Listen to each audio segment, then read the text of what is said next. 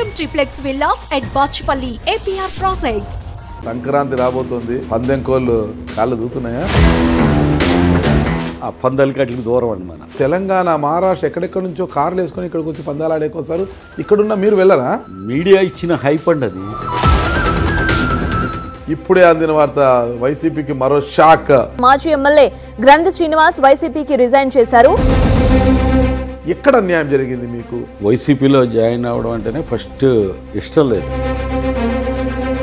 Bhimavaram cooperative urban bank ఆ పాపం మరకలు మీకు అంటడంతో, నాకైతే మంత్రి పదవి ఇవ్వలేదు, నా నెత్తిన మళ్ళీ ఒకరిని నిలిచిపెట్టారు, కొయ్య మోషన్ ఎమ్మెల్సీ ఇవ్వడమే పెద్దంటే మండలి చైర్మన్ చేశారనేది ఒక అక్కసు మీకు, వెంకటస్వామికి డీసీఎంఎస్ ఇచ్చారనేది ఒక అక్కసు, ఉమాబాలకు పార్లమెంట్ అభ్యర్థిగా ఎలా ఇస్తారనేది ఒకటి, కౌరు శ్రీనివాస్కి ఎమ్మెల్సీ ఎలా ఇస్తారు అనేది ఒకటి, నా దగ్గర ఉన్న గుడాల గోపిని తీసుకెళ్లి పాలకుల్లో ఇన్ఛార్జ్ ఎలా ఇస్తారు, ఇవన్నీ నాకు చెప్పలేదు. ఏంటనుకుంటున్నారు? అసలుకి నాకు అవమానం కాదా ఇది? మీరు ఏదో కలగన్నట్టున్నారు. మనస్ఫూర్తిగా చెప్పండి. ఫీలింగ్స్ వేర్ సార్. దేవుడి యొక్క కరుణనే మీ పైన కింద ఉండే పూజార్లతో ఏం పని మీకు? సార్ అదే ఆ దేవుడు పూజారి చెప్పినట్టే అంటున్నాడు సార్. పూజారులు ఎవరు? వైవి సుబ్బారెడ్డి గారు. నాకున్న ఇమేజ్ కావచ్చు, రేపొద్దున 4 పదవులకి నేను పవన్ కళ్యాణ్ గారి మీద గెలిచిన ఇమేజ్ తప్పితే ఏముంది మీకు? మీరు కష్టపడి జిల్లా కేంద్రం సాధించారు భీమవరాన్ని. మరి రఘురామకృష్ణరాజు గారు అక్కడ తీసుకెళ్తానంటున్నారు. మరి మీ పరిస్థితి ఏంటి? మళ్ళీ రీబ్యాక్ వచ్చే అవకాశం ఉందా? లేదు సార్. ఇంట్రెస్ట్ లేనప్పుడు మిన్నకుండి పోవాలి కానీ పార్టీ కార్యాలయాన్ని తగలబెట్టారు అంటే మరి మీ బలమైతే ఈసారి ఎందుకు ఓడిపోయారు? మరి ఎటువైపు? అటు పసుపు కండువానా, గ్లాస్ దగ్గరికి వెళ్ళిపోతారా, కాషాయపు కండువానా? ఇది top secret. Welcome to Suman TV. నేను మీ నాగరాజ్ బైర్శెట్టిని. ఈరోజు మన అతిథి భీమవరం మాజీ ఎమ్మెల్యే గ్రంథి శ్రీనివాస్. ఈరోజు ఈ ప్రోగ్రామ్ మనకు స్పాన్సర్ చేస్తుంది ఎకో తేజాస్ విద్యుత్ వాహనాల సంస్థ. నమస్తేనా? నమస్తే అన్న. సంక్రాంతి రాబోతుంది. సంక్రాంతి పందెం కోళ్ళు కాళ్ళు దూతున్నాయా పందానికి? అది అంత నాకు టచ్ తక్కువ లేదు. అవునా? అవునండి. అది ఇక్కడ ఉండే పశ్చిమ గోదావరి జిల్లాలో ఉంటూ లేదండి, ఆ పందాలకి అట్లకి దూరం అండి మన. అది మీరు ఇక్కడే ఉన్నారు. ఎక్కడ హైదరాబాద్, తెలంగాణ, మహారాష్ట్ర ఎక్కడెక్కడి నుంచో కార్లు వేసుకొని ఇక్కడికి వచ్చి పందాలు ఆడేకొస్తారు. ఇక్కడున్న మీరు వెళ్ళరా? మీడియా ఇచ్చిన హైప్ అండి అది. ఓకే. బయట అంతా అది ఒక ఇది కింద అంతే తప్ప మాకు లోకల్గా ఉన్న వాళ్ళకి చాలా మందికి ఉండదు. బయట వాళ్ళకి మాత్రమే అది. బయట వాళ్ళకి లోకల్ ఉంటారు కదండి, అది హైప్ తీసుకురావడం వల్ల పబ్లిసిటీ ఇది అయ్యింది. ఓకే. దాని మీద అది జరపకూడదు అంటే కోర్టులకు వెళ్ళి పర్మిషన్ తెచ్చారు కదండి.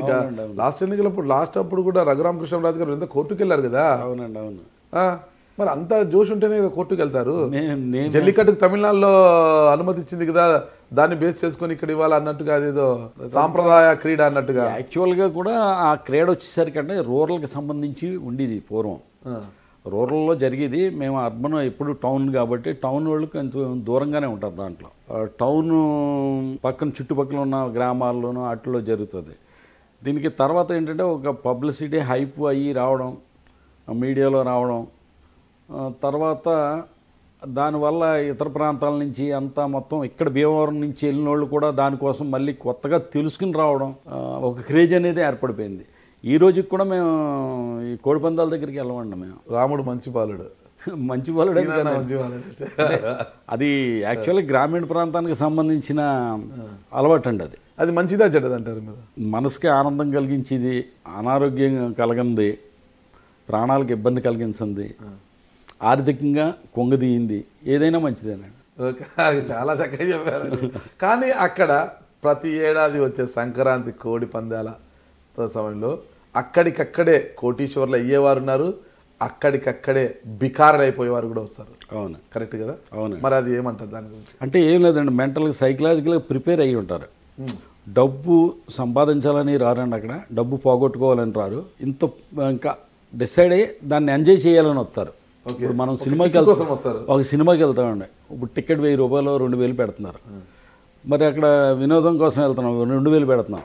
అలాగే ఇక్కడ లాస్ అయినా సరే వస్తే సంతోషం, పోయినా బాధపడేవాళ్ళు లేరు. ఓకే ఓకే, పోయినా బాధపడేవాళ్ళు కదా. ఆ వినోదం సంవత్సరానికి ఒకసారి ఎంజాయ్ చేయాలంతే. కోటీశ్వర్లు కావచ్చు, బికారులు ఎవరైనా సరే ఏదైనా మళ్ళీ సంవత్సరం దాకా చెప్పుకుంటూ ఉంటారు, నాకు ఎంత వచ్చిందనో లేకపోతే ఎంత పోయిందనో. ఒకళ్ళు అనుకుంటారు మీకు ఎంత వచ్చింది, మీకు ఎంత పోయింది, ఎవరు పందెం కొట్టారు, ఎవరు పందెం ఓడిపోయారు. అది ఒక థ్రిల్లింగ్ కింద, ఎక్స్పీరియన్స్ కింద ఉండిపోద్ది అనమాట. ఎప్పుడైనా మీరు పందెం ఆడారా లేదా? తక్కువ అండి అసలు. నాకు ఈ సంక్రాంతి 5 రోజులు కూడా ఇక్కడే ఉంటామండి. ఎక్కువ ఫ్రెండ్స్ తోటి, కుటుంబ సభ్యులతో ఉంటాం. ఈ ఎమ్మెల్యే అయిన తర్వాత కొన్ని చోట్ల పిలుస్తారు, ఆహ్వానిస్తారు, కంపల్సరీ రావాలి మీరని. ఇంకా అదొక పెద్ద బడ్డీను, రాకపోతే వాళ్ళు బాధపడతారని వెళ్తాం, ఒక అరగంట ఉండి వచ్చేయడమేనండి అది. అంతే. అది ఆ పందెం కూడా నేను చూసినప్పుడు అసలు ఎవరన్నా 1 minute కూడా ఉండదండి పందెం. అది 1 minute కూడా ఉండదు. ఎందుకంటే కత్తులు కట్టి వేసిన పందెం అయితే 1 minute కూడా ఉండదు. ఓకే. ఎవరో ఒక మనిషి అడ్డు వచ్చేసరికి పందెం ఏదిగా అయిపోయిందో కూడా తెలియదు మనకి. అదే డింకి పందులు కత్తులు కట్టకుండా పందెం అనుకోండి, ఒక అరగంట గంట ఈ ఫైట్ చేస్తాయి. అది ఏది బాగా ఫైట్ చేస్తుంది, ఏం చేస్తుంది అన్నది మనకు చూడటానికి ఆసక్తి కలుగుతుంది. చేజింగ్ అనేది ఉంటుంది దాంట్లో, 1 day మ్యాచ్ లాగా. ఇది అసలు ఏం లేదు, వెంటనే స్పాట్ అండి. స్పాట్ అసలు మన ఈ పందాన్ని ఏమంటారు? ఇది కత్తులు కట్టి చేస్తారండి పందు. జస్ట్ ఒక 30 seconds అయిపోద్దండి అది. ఓకే. మళ్ళీ పందు వేయడానికి 1 hour పడుతుందండి. అంటే అవతల పందుగాడిని రెడీ చేసి అవన్నీ చేసుకునేసరికి మళ్ళీ 1 hour పడుతుంది. జరిగేది 1 minute కూడా ఉండదు. ఆ నిమిషంలో కోటీశ్వరుడు ఎవరు, బికారు ఎవరు అని తేలిపోతుందండి. మరి అసలు నాకు ఎందుకు ఆ పందాలకి అంత పిచ్చ ఎగదపడతారో నాకు అర్థం కాదు. మీరన్నారు కిక్ అని, ఏదో వాళ్ళకి అది ఇంట్రెస్ట్. అది మీరు కానీ మేము కానీ వెళ్ళామనుకో చూసి అది మనకి ఇంట్రెస్ట్ ఉండదు. అది చూద్దాం మరి ఈసారి ఎలా జరగబోతుంది. ఇంట్రెస్ట్ ఉండదు. ఆహ్వానం మీదకి వచ్చేవాళ్ళు కొంతమంది ఉంటారు సార్. ఈ బర్రెలు నిర్వహించే వాళ్ళు అందరూ కూడా పొద్దున్న బ్రేక్ఫాస్ట్ కానించి లంచ్ కానించి ఇవన్నీ కూడా ఏర్పాటు చేస్తారు, ఇన్వైట్ చేస్తారు చాలామందిని. దాంట్లో చూసేవాళ్ళు ఎక్కువ అండి పందాలు కాసేవాళ్ళు కన్నా. తర్వాత అక్కడ అట్మాస్ఫియర్ అంతా కూడా అందరూ పండగ వాతావరణం కనపడతాం. అంటే ఎక్కడెక్కడో వెళ్ళిపోయి హైదరాబాదు, బెంగళూరు, ఇతర ప్రాంతాలకు వెళ్ళిపోయి ఉద్యోగాలు చేసుకుని ఇక్కడికి వచ్చిన తర్వాత ఇక్కడికి వచ్చేసరికి పేరెంట్స్ దగ్గర ఉండాలంటే, ఇంటికాడ కూర్చోవాలంటే కనుక వాళ్ళకే ఇబ్బందే. ఎందుకంటే వాళ్ళతో పాటు చదువుకున్న సర్కిల్ అదంతా కూడా ఇప్పుడు ఎక్కడెక్కడ ఉన్నారో కూడా వాళ్ళందరూ ఒక చోటకు చేరడానికి కూడా కుదిరిది కాదు. ఇంటికాడ 3 రోజుల పాటు కూర్చోవాలంటే బోర్ ఫీల్ అయ్యేది.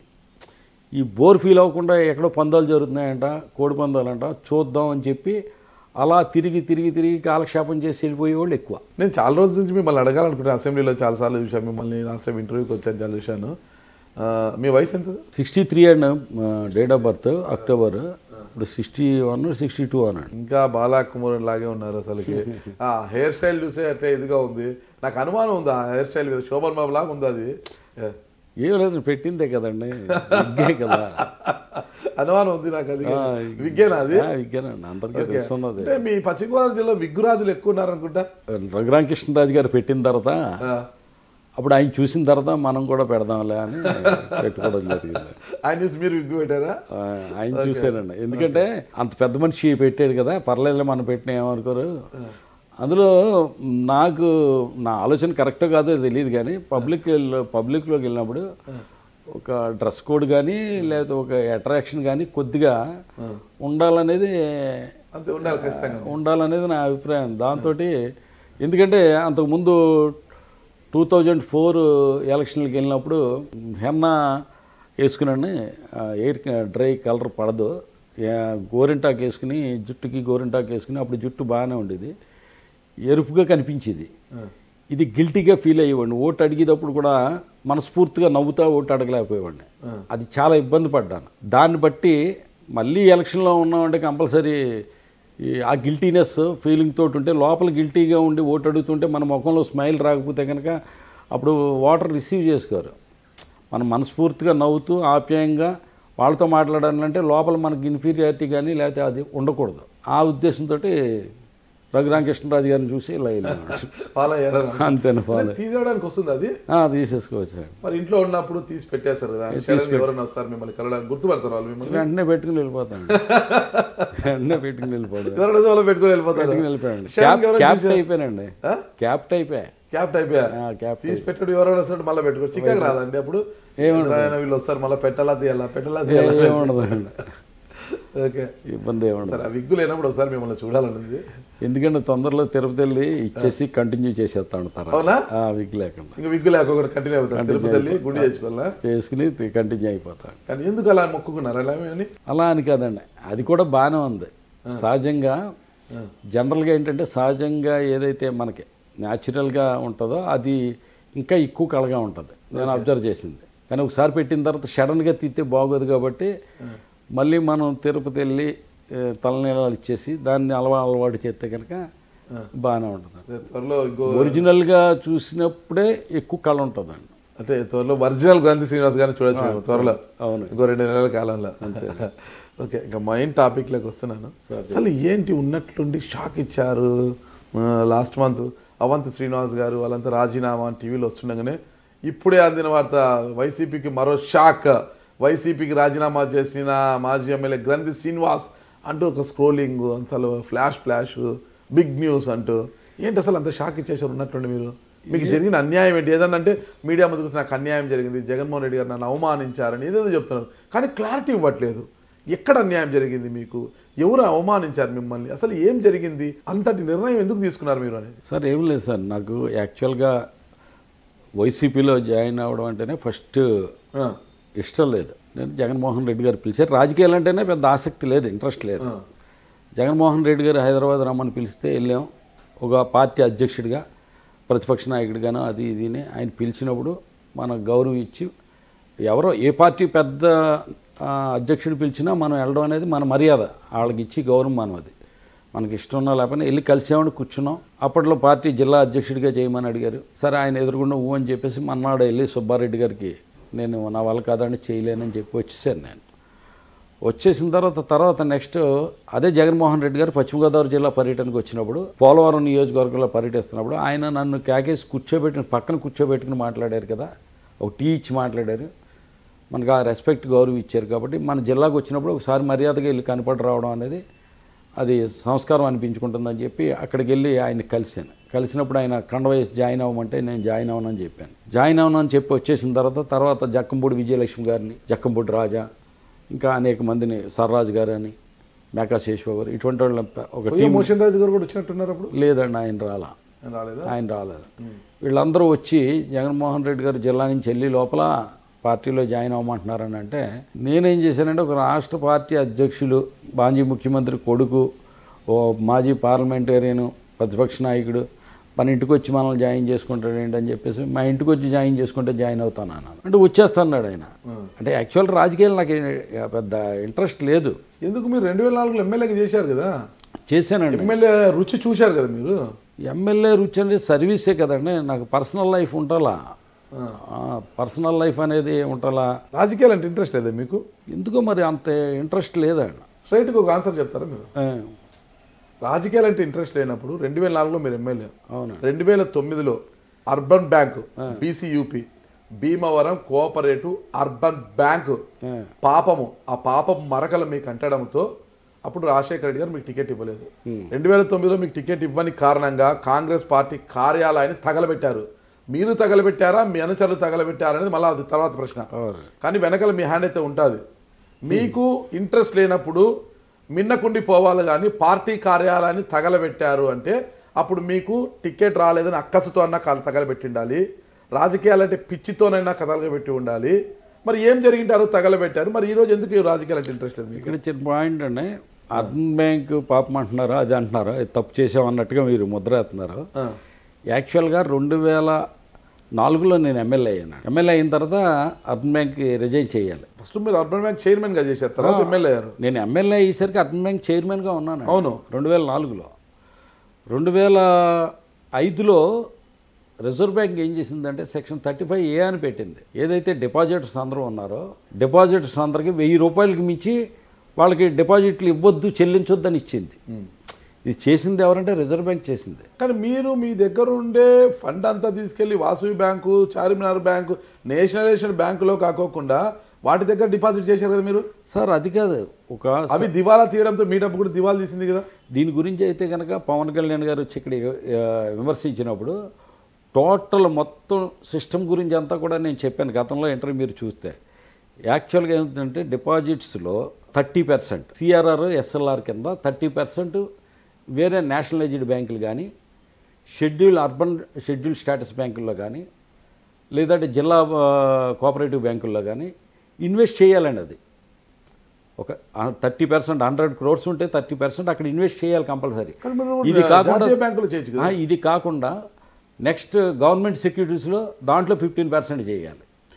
నేషనలైజ్డ్ బ్యాంకులకి ఇక్కడ పెద్ద బ్లండర్ మిస్టేక్ ఏంటంటే అర్బన్ బ్యాంకులకి డిపాజిట్ల మీద ఎంతైనా ఇంట్రెస్ట్ ఇచ్చుకునే స్వేచ్ఛను అనేది రిజర్వ్ బ్యాంక్ ఇచ్చింది. అర్బన్ బ్యాంక్ డిపాజిట్స్ ఏదైతే సేకరిస్తున్నామో దాని మీద ఎంతైనా ఇంట్రెస్ట్ ఇచ్చుకోవచ్చు. 15% ఇచ్చుకోవచ్చు, 20% ఇచ్చుకోవచ్చు డిపాజిటర్కి. అయితే 12.5-13% డిపాజిటర్కి డిపాజిట్ మీద ఇంట్రెస్ట్ ఇస్తున్నప్పుడు దాని మీద బ్యాంక్కి 1%, 2% లాభం వచ్చేటట్టుగా, అంటే 11% ఇస్తే 13% మనం డిపాజిట్ చేయాలి. ఈ 30% ఒకవేళ 12%కి ఇస్తే కనుక కనీసం 13.5కు ఎంతో డిపాజిట్ చేయాలి. ఇలా చూసుకుంటే నేషనలైజ్డ్ బ్యాంకుల ఇంట్రెస్ట్లు వచ్చేసరికి 8-9, మీకు డిపాజిటర్కి వచ్చేసరికి 11%, 12% ఇంట్రెస్ట్ ఇస్తూ నేషనలైజ్డ్ బ్యాంకులో 9%కి డిపాజిట్ చేస్తే ఎంత లాస్ వస్తుంది? మీకు 3-4% లాస్ వస్తుంది. అప్పుడు బ్యాంకు దివాళా చేస్తుంది. ఎప్పుడైతే షెడ్యూల్డ్ స్టేటస్ బ్యాంకులు, అర్బన్ బ్యాంకులు ఉన్నాయో అవి అదనంగా 2%, 3% ఇంట్రెస్ట్ ఇచ్చి మీకు, అయితే ఈ బ్యాంకులకి సంబంధించి ఇన్వెస్ట్ చేసుకుంటానికి రిజర్వ్ బ్యాంక్ పర్మిషన్ ఉంది. కానీ అవి దివాళా తీయడంతో మీరు దివాళా తీసింది కదా మీ బ్యాంకు. మీకు చిత్రం ఏంటో తెలుసా? మీకు దివాళా తీయడం అంటే వాసవి కోఆపరేటివ్ అర్బన్ బ్యాంక్ ఉంది sir. Vasavi cooperative urban banks కానీ షెడ్యూల్డ్ స్టేటస్ బ్యాంక్ కానీ ఒక రిజర్వ్ బ్యాంక్ నామ్స్ ప్రకారం ఎన్పిఏ ఎంత ఉండాలి అనేది ఉంటుంది. ఆ ఎన్పిఏ వచ్చేసరికి ఇంచుమించు సిటీ బ్యాంకులకి అయితే 6-7 ఎంత ఉంటుందని, లేకపోతే 8 ఎంత ఉంటుంది. వాసవి కోఆపరేటివ్ బ్యాంక్ వచ్చేసరికి ఎన్పిఏ వచ్చి 35% ఉంది. నిజంగా ఎలా ఉంటుందంటే మీకు 35 ఉన్నదనేది ఓన్లీ మేము అర్బన్ బ్యాంక్ చైర్మన్గా ఏంటంటే బ్యాంక్ మీటింగ్కి వెళ్తాం. మీటింగ్కి వెళ్ళిన తర్వాత ఎజెండా ప్రకారం లోన్ శాంక్షన్స్, ఇన్వెస్ట్మెంట్స్ అవన్నీ రికార్డ్ చేసుకుంటాం, వచ్చేస్తాం. కంటిన్యూషన్ డే టు డే ట్రాన్సాక్షన్స్లో చీఫ్ ఎగ్జిక్యూటివ్ ఆఫీసర్ అనేది డే టు డే డిపాజిట్ తీసుకుంటారు. తీసుకున్న డిపాజిట్లు ఎక్కడ ఇన్వెస్ట్ చేయాలి ఏంటన్నదంతా కూడా చీఫ్ ఎగ్జిక్యూటివ్ ఆఫీసర్ అధికారం. అది ఓన్లీ దీనికి సంబంధించి పాలక వర్గానికి ఎటువంటి అధికారం లేదో అటువంటి వాటిలో ఇన్ఫ్లుయెన్స్ చేయకూడదు కూడా. ఆఖరి రిజర్వ్ బ్యాంక్ రూల్స్ ప్రకారం లోన్స్ ఇచ్చి దాంట్లో కూడా బ్యాంక్ చైర్మన్ కానీ డైరెక్టర్లు కానీ దాన్ని ఇన్ఫ్లుయెన్స్ చేయకూడదు. మొత్తం మీద అర్బన్ బ్యాంక్ డిపాజిట్దారులందరికీ కూడా చెల్లించేశారు డబ్బులన్నీ కూడా? మొత్తం చెల్లించేసినట్టే. అంతే. అంటే మెర్జింగ్ కూడా అయిపోయింది కదండి వేరే బ్యాంకులో. అంతే. ఇప్పుడు ఏమి అంత క్లియర్ లేదు, క్లియర్ అండి, క్లియర్. ఓకే. మరి ఓకే, ఇప్పుడు రాజీనామా చేశారు, రాజకీయాల మీద ఇంట్రెస్ట్ లేదు. ఆ రోజు 2009లో టికెట్ రాకపోతే పార్టీ కార్యాలయం తగలబడింది. మరి రాజకీయాల మీద ఇంట్రెస్ట్ ఉండి తగలబెట్టారా లేక తగలబెట్టారా అనేది పక్కన పెడితే ఈ రోజు ఎందుకు మళ్ళీ? లేదు, కార్యకర్తలు అది చేసిన పని అండి. అదే కార్యకర్తలు చేసిన చాలా ఎక్కువగా మనం అంటే అభిమానం ఉన్నవాళ్ళు ఉన్నారు. ఏం జరిగిందంటే మీకు 2005 అండి, 5 మున్సిపల్ ఎలక్షన్స్ జరుగుతున్నాయి. మున్సిపల్ ఎలక్షన్లు జరుగుతున్నప్పుడు ఒక వ్యక్తికి, ఒక ఫ్యామిలీకి సంబంధించిన వ్యక్తి అంటే ఉమెన్ లేడీ అయింది. ఆ వ్యక్తికి సంబంధించి వాళ్ళ భార్యని మున్సిపల్ చైర్మన్గా పెట్టమని మేము అడగడం జరిగింది. ఆ వ్యక్తి ఓకే చెప్పడం జరిగింది. ఇప్పుడు సిట్టింగ్ ఎమ్మెల్యే పులవర్తి రామాంజనేయులు గారు వైఫే కదా? వైఫేనండి. పేరు ఎందుకంటే వాళ్ళ భార్యని పెడతానని ఓకే చేశాడు ఆయన. ముహూర్తం పెట్టాము. ముహూర్తం పెట్టిన తర్వాత ఆ ముహూర్తం పొద్దుట 10 గంటలకి ఎన్నింటిలో అది నామినేషన్ది. ఆయన తెల్లవారు గంటల 5 గంటలకు హాస్పిటల్లో జాయిన్ చేశాడు. అదంతా పెద్ద నాటకం అంటారు? నాటకమే. ఒకటే అడిగాం ఆయన, నామినేషన్ మీద సంతకం పెట్టించండి, గెలిపించుకుంటాం మేము అని చెప్పాం. అది ఆయన నన్ను పార్టీని మోసం చేశాడు. అక్కడ నాకు టికెట్ ఇవ్వనందుకు నాకు పెద్ద బాధపడినాం. నేను ఒకటి చెప్తాను సార్, నేను పార్టీ నాకు టికెట్ ఇవ్వనప్పుడు, నాకు ఇచ్చినప్పుడు అందరూ చేశారు. పార్టీ ఎవరికి టికెట్ ఇస్తే వాళ్ళకి చెయ్యాలి నేను, అప్పుడే నా నిజాయితీ నిరూపించబడుతుంది. కానీ ఇక్కడ ఏం జరిగిందంటే పార్టీకి నాకు ద్రోహం చేసిన వ్యక్తికి టికెట్ ఇచ్చారు. ఇక్కడ 2009లో కాంగ్రెస్ పార్టీకి పనిచేసిన ఆస్మన్ డాక్టర్ గారికి, మనం కాంగ్రెస్ పార్టీకి పనిచేసిన ఒబిలిశెట్టి కనకరాజు గారు, అంతకుముందు కాంగ్రెస్ పార్టీకి టికెట్ ఇవ్వలేదు. నాకు టికెట్ ఇవ్వడానికి ఏంటంటే నాకు టికెట్ కన్ఫర్మ్ చేశారండి. రాజశేఖర రెడ్డి గారు 3వ తారీఖు కన్ఫర్మ్ చేశారు సార్. కన్ఫర్మ్ చేసిన తర్వాత ఏంటంటే భీమవరంలో నాకు సంబంధించి కొంతమంది, ఉదాహరణకు ఇప్పుడు ఉన్న కొయ్య మోషన్ రాజు కానీ, ఈ సినిమిల్ వెంకటరాయుడు కానీ, వేగిరాజు రామకృష్ణరాజు గారు కానీ, రంగరాజు గారు కానీ, ప్రసాదరాజు గారు కానీ, మొత్తం ఈ పార్లమెంట్కి సంబంధించి చాలామంది నాయకులు గంధసీన్కి టికెట్ ఇవ్వద్దు, గంధసీన్కి టికెట్ ఇవ్వద్దు, గంధసీన్కి టికెట్ ఇవ్వద్దు. అర్బన్ బ్యాంక్ గొడవలు జరుగుతుండే కదా అప్పుడు పెద్ద ఎత్తున. అంటే దీనికి అర్బన్ బ్యాంక్కి సంబంధం లేదు సార్. ఎందుకంటే దీనికి సంబంధించి ఏంటంటే జిల్లా పరిషత్ చైర్మన్ ఎలక్షన్స్ జరిగినాయి సార్.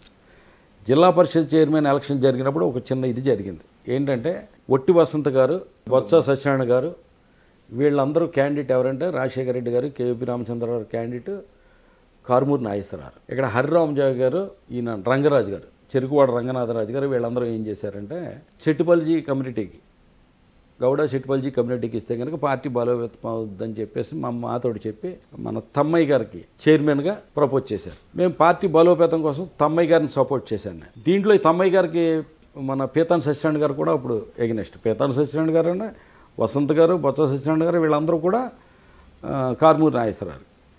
నేను ఆళ్ళనాని గారితో మన సర్రాజు గారితో బాలరాజుతో మాట్లాడి మనం తమ్మయ్య గారికి సపోర్ట్ చేద్దామని అనుకుని క్యాంప్కి వెళ్ళామండి. క్యాంప్కి వెళ్ళిన తర్వాత మేము తమ్మయ్య గారి పేరు చెప్పి వచ్చేసామండి. వచ్చేసేటప్పుడు ఏమైందంటే ఈ తమ్మయ్య గారిది కాకుండా మేము వచ్చేస్తా కొంత దూరం వచ్చిన తర్వాత ఒక చోట ఆలోచించుకుంటా కూర్చుంటా ఇక్కడ రైవల్టీ ఎలాగంటే రంగరాజు గారికి కారుమూరి గారికి పడదాం, ఒట్టి వసంత్ గారికి హరిరామజయ్య గారికి పడదాం. ఇది ఈ రెండు రైవల్టీలో మనం ఇరుక్కున్నామా ఏంటని డాల్ఫిన్ హోటల్లో కూర్చొని ఆలోచించి ఓహో మనల్ని వాడేశారు దీంట్లో అనేది కాదు, మనం సపోర్ట్ చేద్దామని చెప్పి వెళ్ళిపోయి మళ్ళీ వెనక్కి వెళ్ళండి. బొత్స గారు వసంత్ గారు ఉంటే ఓకే సార్ మీరు చెప్పారు కదా మీరు ఎవరంటే వాళ్ళకే సపోర్ట్ చేస్తున్నామని చెప్పేసాం. అయితే దీనికి ఏమైపోయిందంటే కారుమూరి నాగేశ్వరరావు ఇక్కడ కొంతమంది హర్ట్ అయ్యారు. వీళ్ళ భీమవరంలో ఈ నాయకులందరినీ కూడా జిల్లా పరిషత్ ఆఫీసులో ఓ టీం కింద గ్యాదర్ చేసి నాకు వ్యతిరేకంగా నాకు టికెట్ రాకుండా ఉండడానికి చాలా ఎక్సర్సైజ్ చేసుకుంటూ వెళ్ళారు.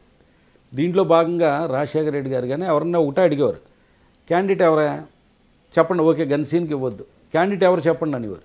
క్యాండిడేట్ ఎవరంటే క్యాండిడేట్ని చెప్పలేకపోయేవారు, చెప్పలేదు కూడా. ఏదైతే రాజశేఖర రెడ్డి గారు 3వ తారీఖుని సరే నువ్వు చేసుకో అని చెప్పిన తర్వాత దీనికి దానం నాగేంద్ర గారే ఉదాహరణ.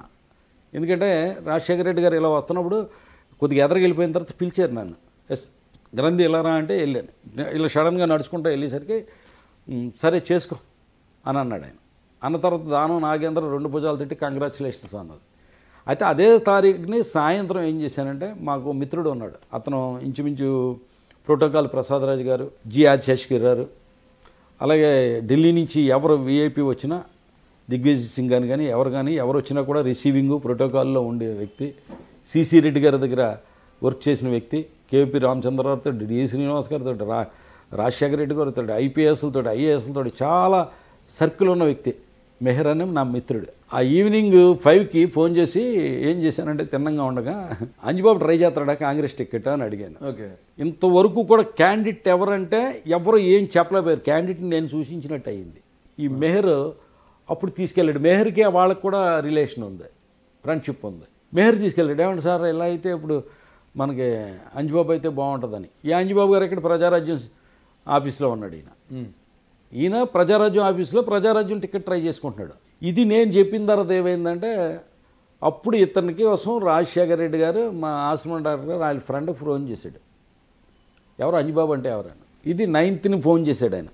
9th ఫోన్ చేస్తే అప్పుడు ఇక్కడి నుంచి బయలుదేరి 12th వెళ్ళి కలిసిన తర్వాత డి శ్రీనివాస్ గారి దగ్గర 64 బీఫారాలు ఉంటే కనుక దానికి ఆయన దగ్గర నుంచి ఏదో రకంగా సంపాదించుకున్నారు. నాకు టికెట్ ఇవ్వకపోవడం కాదండి, అది నేను చేతులారా చేసుకున్నాను. అర్బన్ బ్యాంక్ వల్ల కావచ్చు, మిగతా వాళ్ళ ఏం లేదు sir. Urban bank sir, urban bank ఉంటే సార్ ఇప్పుడు 2009లో టికెట్ ఇవ్వలేదు, 2004లో నాకు 63,000 64,000 వచ్చినాయి, 2014లో 80,000 ఓట్లు వచ్చినాయి సార్. కాంగ్రెస్ పార్టీ వైసీపీలో వైఎస్ఆర్ కాంగ్రెస్ 2009లో టికెట్ ఇవ్వలేదు, 14లో పోటీ చేశాను, 80,000 ఓట్లు వచ్చినాయి కదా. అది పార్టీ బలమా మీ బలమా? నా బలం, అది నా బలమే కాబట్టే నన్ను క్యాకేసి పిలిచి ఇంటికి వచ్చి జాయిన్ చేసుకున్నాడు ఆయన. మీ బలమే, పార్టీ బలం కాదు.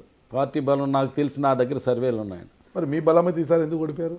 2024లో 14లో అన్ని ఓట్లు వచ్చిన మీరు 24లో ఖచ్చితంగా 10 ఏళ్లకు మీ గ్రాఫ్ పడిపోయిందా? మరి ఎట్లా సార్ జనాల్లో ఒక భయం అనేది ఏర్పడిపోయింది సార్. ఏమని, మీరంటే భయమా పార్టీ అంటే భయమా? పార్టీ అంటే భయం ఏర్పడిపోయింది సార్. మరి ఆ భయాన్ని మీరు ఎందుకు పోగొట్టలేకపోయారు? Titling act, roads and liquor అది ఇవన్నీ కూడా.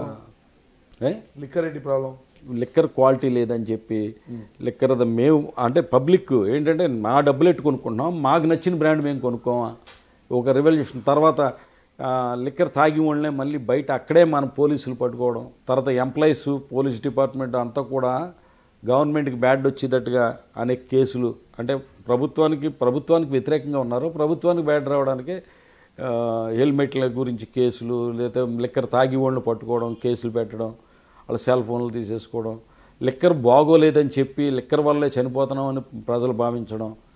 ఇంకా రోడ్డు మీద జర్నీ చేసేవాళ్ళు అయితే కనుక అసలు ఏ ఫంక్షన్కి వెళ్ళాలన్న ఫ్యామిలీతో వెళ్ళి వాళ్ళు ప్రతి గోతికి ఒక శాపనాకారం, గోతులో పడ్డప్పుడల్లా శాపనాకారాలు. తర్వాత ల్యాండ్ టైటిలింగ్ యాక్ట్ ఎప్పుడైతే మనకి రాళ్ళ మీద బొమ్మలు వేసుకుని ఇవన్నీ జరిగినాయో ప్రచారం చేశారో, తెలుగుదేశం వాళ్ళు కూడా ఏదైతే ప్రచారం చేశారో ఈ భూములన్నీ కూడా బ్యాంకుల్లో పెట్టి లోన్ తెచ్చేసి స్కీములు అమలు చేస్తాడని, మన భూములకి మనకు హక్కు లేకుండా పోతుందని భయం, ఆందోళన. ఎందుకంటే మనం చూస్తేనే ఎక్కడి నుంచి విదేశాల నుంచి కూడా వచ్చి ఓట్లు వేస్తారు, ఎప్పుడు లేదు. ఒక భయాందోళనకు గురైపోయారు. అది ఎమ్మెల్యేలకి జగన్మోహన్ రెడ్డి గారు అపాయింట్మెంట్ ఇవ్వండి. మీకు ఎప్పుడు ఇవ్వలేదు అపాయింట్మెంట్? నాకు బాగానే ఇచ్చేవారండి, పర్లా మేము అడిగినప్పుడల్లా బాగానే ఇచ్చేవారు. చాలామందికి లేదు అపాయింట్మెంట్లో. అసలు మీకు రాజశేఖర రెడ్డి గారు ఉన్నప్పుడు నెల నెల వెళ్ళి కలిసేవాళ్ళు సార్. నెల నెల హైదరాబాద్ వెళ్ళగానే శర్మ గారు అని ఉండేవాడు, ఫోన్ చేసి చెప్పిన ఆ రోజుని కలిసేసేవాళ్ళు. ఇప్పుడు అపాయింట్మెంట్ అంటే ఇప్పుడు అడిగితే మళ్ళీ 2-3 సార్లు అడిగితే ఎప్పుడుకో నెలకో 2 నెలకో ఎప్పుడో ఇచ్చేవారు. ఇది పబ్లిక్లో గెలిపోయింది. ఎమ్మెల్యేలనే కలవడంట ఆయన, ఇలా లెక్కరో ఈసికి అన్నీ. మరి ఇన్ని రోజులకు మీకు బోధపడిందా రాజీనామా చేయాలి పార్టీ నుంచి అని? పార్టీలో ఎమ్మెల్యే పదవంతా అనుభవించి లేదు సార్, ఇక్కడ మాకు పార్టీకి సంబంధించి చాలా అవమానకరమైన పరిస్థితులు ఎదుర్కొన్నాం. ఎందుకంటే మీరు ఒక్కటి చెప్తాను గుర్తుంచుకోండి, 2014లో పోటీ చేసాం, ఓడిపోయినప్పుడు అప్పుడు ఎందుకు మేము ఇది వల్ల ఇప్పుడు ఓడిపోయామని కాదు కదా, 14లో పోటీ చేసి ఓడిపోయిన తర్వాత మళ్ళీ పార్టీ కోసం ఫైట్ చేశాం కదా. ఫైట్ చేసి 19లో పవన్ కళ్యాణ్ లాంటి ఒక చరిష్మా ఉన్న వ్యక్తి ఒక పార్టీ అధ్యక్షుడు ఇచ్చి భీమవరం పోటీ చేస్తే భయపడి పారిపోలేదే, ఫైట్ చేశాం కదా. కానీ అంత ఫైట్ చేసి పవన్ కళ్యాణ్ గారి మీద నెగ్గితే మనకి ఇచ్చిన గౌరవం ఏంటి? ఉదాహరణ చెప్తాను మీకు. మనం ఆశించం, అడగం. ఉదాహరణకి అసెంబ్లీకి గెలిచిన తర్వాత, అసెంబ్లీలోకి వెళ్ళిన తర్వాత అసెంబ్లీలో కమిటీలు ఉంటాయండి. లైబ్రరీ కమిటీ అనో, ఎస్యూరెన్స్ కమిటీ అనో, రకరకాల కమిటీలు ఉంటాయి. కమిటీల్లో చైర్మన్ కూడా నేను పనిచేయలేదు, నెంబర్ కింద వేశారంటే ఇంకెంత దారుణం ఉండదు. వెంటనే ఆ రోజునే కమిటీ నెంబర్ కింద సంతకం పెట్టమంటే చింపేయాలని చూస్తే ఎవరో సహజుడు ఎమ్మెల్యే కంగారు పడక అయ్యాను. దానికి చైర్మన్ జగ్గిరెడ్డి, దాంట్లో నెంబర్ నేను. చిర్ల జగ్గిరెడ్డి చైర్మన్. అసలు నెంబర్ చైర్మన్కి పని చేయలేదంటే పవన్ కళ్యాణ్ మీద నెగ్గినండి. ఇంకెంతకన్నా అవమానం ఇంకేం చెప్పనండి, ఇంకా అన్నీ ఎందుకు. మంత్రి పదవి సంగతి వదిలేండి. మంత్రి పదవి నెంబర్ కింద వేయడం, నెంబర్ కింద వేయకపోయినా పర్లేదు, అసలు నెంబర్ కింద వేసి అవమానించడం కాదండి అది. ఎత్తే చైర్మన్ వేయాలి, లేదా నెంబర్ కూడా వేయక్కర్లా. పోనీ అంటే అందరూ ఎమ్మెల్యేలు ఏదో కమిటీలో ఉండాలి కాబట్టి తప్పదు కదా అని ఒక పేరు దాంట్లో పాడేశారు. ఇంకా మీకు ఇంతకన్నా ఏం చెప్పనండి. అసలు భీమవరం నియోజకవర్గం నుంచి చూసుకుంటే కనుక అనేక మంది నాయకులను ఎక్స్పోర్ట్ చేశారు. నిజంగా వాళ్ళందరూ నా కింద నాకు పనిచేశారు. పొలిటికల్ ఇండస్ట్రీ చేసేసారు భీమవరాన్ని, ఇండస్ట్రీ చేశారు.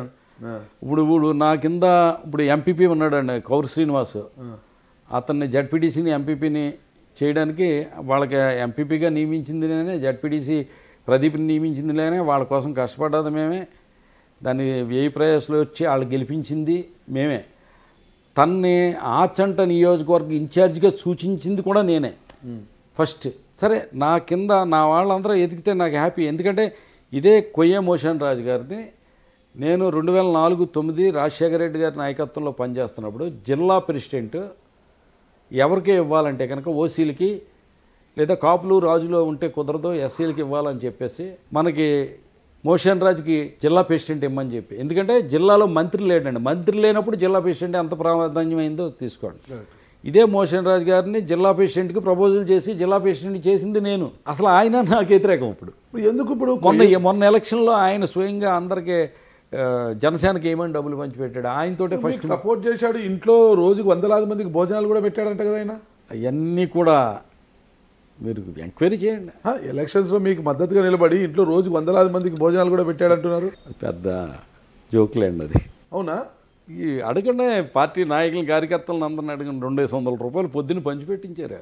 మరి అసలు పొలిటికల్ ఇండస్ట్రీ అయిపోయింది. కొయ్య మోషన్ రాజుకి నాకైతే మంత్రి పదవి ఇవ్వలేదు, నా నెత్తిన మళ్ళీ ఒకరిని తెచ్చిపెట్టారు. కొయ్య మోషన్ రాజుకి ఎమ్మెల్సీ ఇవ్వడమే పెద్ద అంటుంటే మండలి చైర్మన్ చేశారనేది ఒక అక్కసు మీకు, వెంకటస్వామికి DCMS ఇచ్చారనేది ఒక అక్కసు మీకు అడగకుండానా ఒక ఉమాబాలకు, ఒక స్టేచర్ లేని వ్యక్తికి ఉమాబాలకు పార్లమెంట్ అభ్యర్థిగా ఎలా ఇస్తారనేది ఒకటి, కౌరు శ్రీనివాస్కి ఎమ్మెల్సీ ఎలా ఇస్తారు అనేది ఒకటి, గుడాల గోపిని తీసుకెళ్ళి నా దగ్గర ఉన్న గుడాల గోపిని తీసుకెళ్ళి పాలకొల్లులో ఇన్ఛార్జ్ ఎలా ఇస్తారు ఇవన్నీ నాకు చెప్పలేదు. ఏంటనుకుంటున్నారు నన్ను? అసలుకి నాకు అవమానం కాదా ఇది? సార్ ఇలాగా నేను ఎక్కడా అనుకోలేదు, ఎవరితోటి అనలేదు, కానీ మీకు కల్లోకి వచ్చి చెప్పినట్టున్నాను నేను. మీరు ఏదో కలగన్నట్టున్నారు. మనస్ఫూర్తిగా చెప్పండి, వీటి వల్ల మీరు బాధపడలేదు, వీళ్ళందరినీ అందరిలో ఎక్కిస్తున్నారని మీ మనసు బాధపడలేదు? మీరు అంతరాత్మ సాక్షిగా చెప్పండి, అబద్ధాలు చెప్పండి. అంతరాత్మ సాక్షిగా బాధపడలేదు సార్. మరి పొలిటికల్ ఇండస్ట్రీ చేసేసారండి, మాకు అవమానం మీరు ఫీలింగ్స్ వేరు సార్, ఫీలింగ్స్ వేరు. మీరు వాళ్ళ ఎదుగుతున్నందుకు ఎప్పుడు నేను బాధపడలా. గుడాల గోపి నియమించారు. గుడాల గోపి మా భీమవరం నియోజకవర్గం పాలకొల్లు ఇచ్చారు. ఆ గెలుస్తాడని సంతోషపడ్డాను. నేను వాళ్ళకి పదవులు ఇవ్వడం, వాళ్ళని ప్రమోట్ చేయడం నేను ఎక్కడ బాధపడలా, సంతోషపడ్డాను. నేను ఇప్పుడు కౌర్సీనికి ఎమ్మెల్సీ ఇచ్చినా, జిల్లా పరిషత్ చైర్మన్ చేసినా నేను ఎప్పటికైనా వాళ్ళ ఆత్మసాక్షిగా చెప్పుకోవాలంటే బాస్ని నేనే, గురువుని నేనే, వాళ్ళకు గురువుని నేనే. ఆచంట నియోజకవర్గ ఇన్ఛార్జ్గా నియమించింది వాళ్ళని అడగండి. ఎవరినన్నా కావాలి అని అంటే కనుక వేండ్ర వెంకటస్వామిని పిలిచి ఫస్ట్ అడిగాను, నేను చేయనండి అన్నాడు. కౌర్సీని పిలిచి అడిగాను, నేను చేస్తానండి అన్నాడు. ఇదంతా ఫ్యాక్ట్. ఇది తర్వాత నేనేమంటానంటే ఏదైనా జరిగేది అప్పుడు పార్టీ అసలు నన్ను కన్సెంట్లోకి తీసుకోలేదు, నాకు ఇవ్వాల్సిన గౌరవం ఇవ్వలేదు అంటున్నా. మిమ్మల్ని సంప్రదించకుండా ఇప్పుడు కౌర్సీనికి ఇస్తే నన్ను అడిగితే నేను కాదంటే నేను ఎదవనే, నేను కాదంటే కౌర్సీనికి దూరం అవుతాను. నేను హ్యాపీగా ఒప్పుకుంటాను, లేదా ఇంకా మంచి చెప్తాను. అలాగే గుడాల గోపిని పెడదాం, ఏంటి ఎవరినన్నా క్యాండిడేట్ చూడు గుడాల గోపి అయితే ఎలా ఉంటుంది అని అడిగారు అనుకో, నేను రైట్ ఓకే సూపర్ అంటాను. కనీసం అసలు నాకు నా నియోజకవర్గంలో వాళ్ళతోటి నా కన్సెంటే లేకుండా వేరే నియోజకవర్గం వ్యక్తి ఇన్ఫ్లుయెన్స్ తోటి నియమిస్తూ నాకు ఇక్కడ వీడు డమ్మీ అని చూపించాలని ప్రయత్నం చేశారని దాని గురించి బాధపడుతున్నా. 2009లో ఏ కారు నాయకులు ఒప్పుకోకపోవడమా, అలాంటి అర్బన్ బ్యాంక్ యొక్క గొడవల కారణమా అన్న తెలిసిన పార్టీ మీకు టికెట్ ఇవ్వలేదు. పార్టీ టికెట్ ఇవ్వలేదు అనేదానికన్నా పోగొట్టుకున్నాను. పార్టీ టికెట్ పోగొట్టుకోవడం ఏదో జరిగిపోయింది. అవన్నీ తెలిసినా కూడా జగన్మోహన్ రెడ్డి గారు మీ ఇంటికి వచ్చి మిమ్మల్ని పార్టీలోకి తీసుకొని మీకు టికెట్ ఇచ్చారు. 2014 టికెట్ చూడిపోయారు, 2019 టికెట్ ఇచ్చి పవన్ కళ్యాణ్ గారి మీద గెలిచేలా మీకు మద్దతు పలికారు, అంతా చేశారు. అలాంటి జగన్మోహన్ రెడ్డి గారు ఇక్కడ మిమ్మల్ని ఎందుకు డమ్మీ చేయాలనుకుంటారు? మీరు ఏం తప్పు చేయకుండా జగన్మోహన్ రెడ్డి గారి విషయంలో నేను తప్పు పట్టలేను సార్. జగన్మోహన్ రెడ్డి గారు నేను రాజీనామా చేసినప్పుడు కూడా చెప్పాను, ఆయన వరకు థ్యాంక్స్ చెప్పాను. జగన్మోహన్ రెడ్డి గారి గురించి నేను అన్ను. ఇక్కడ కొంతమంది క్వార్టరీ ఉంది సార్. ఇప్పుడు ఏదైతే సుబ్బారెడ్డి గారు ఉన్నారో, సజ్జల గారు ఉన్నారో, విజయసాయిరెడ్డి గారు ఉన్నారో, వీళ్ళని గ్రిప్లో పెట్టుకున్న జిల్లా నాయకులు ఉన్నారు సార్. వీళ్ళు చెప్పింది వాళ్ళు వింటారో, వాళ్ళు చెప్పింది జగన్ గారు వింటారు. జగన్ గారు అయితే ఎప్పుడు కూడా నేను ఎప్పుడు వెళ్ళినా కూడా ప్రేమగానే ఆప్యాయంగానే చూశాడు. ఆయన ఎప్పుడు కూడా నన్ను ఒకటనేవాడు, నిన్ను ఒక పై స్థాయిలో చూడాలని అనుకుంటున్నానా నేను అనేవాడు. ఆయన నేనేం తప్పుపడతాను. దేవుడి యొక్క కరుణనే మీ పైన కింద ఉండే పూజారులతో ఏం పని మీకు సార్? అదే ఆ దేవుడు పూజారి చెప్పినట్టే అంటున్నాడు సార్.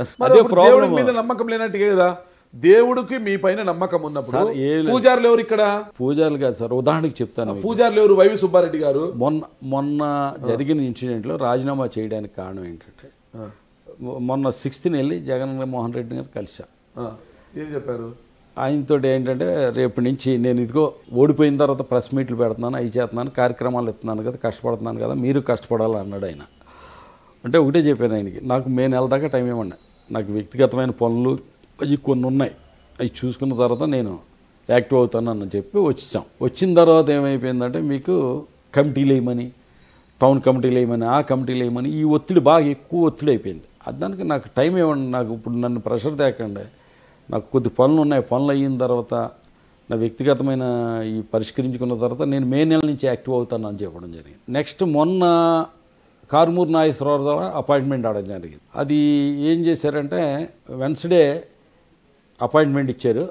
ఆ రోజు నాకు అనారోగ్యంతో బాగోక ఆ రోజు నేను వెళ్ళలేకపోతున్నానని చెప్పి మళ్ళీ కారుమూరు నాగేశ్వరరావు ఫోన్ చేసి ఇంకో రోజు ఇమ్మంటే 13th ఫ్రైడే ఇచ్చారు. అబ్బాయి 13th ఫ్రైడే సెంటిమెంట్గా నేను కలనండి, పోనీ లక్షవారం పెట్టండి. నేను రాజీనామా చేసిన రోజుని అపాయింట్మెంట్ అడిగాను. అపాయింట్మెంట్ అడిగితే కావాలని చెప్పి పొమ్మను లేక పొగపెట్టినట్టుగా వ్యవహారం. జిల్లా ప్రెసిడెంట్గా ఇచ్చిన ప్రసాదరాజు, ఎందుకంటే జిల్లా బుధనూరు ప్రసాదరాజు, ఇతను చాలా విచిత్రం ఏంటంటే, ఫస్ట్ ఎక్కడ డిఫరెన్స్ వచ్చిందంటే జిల్లా ప్రెసిడెంట్గా ప్రసాదరాజుకి ఇవ్వడం. ఎందుకంటే ప్రసాదరాజుకి సంబంధించిన స్నేహితులు ఆయన వర్గం భీమవరంలో నాకు వ్యతిరేకంగా పనిచేస్తారు, వేరే జెండా పట్టుకుని ఉంటారు.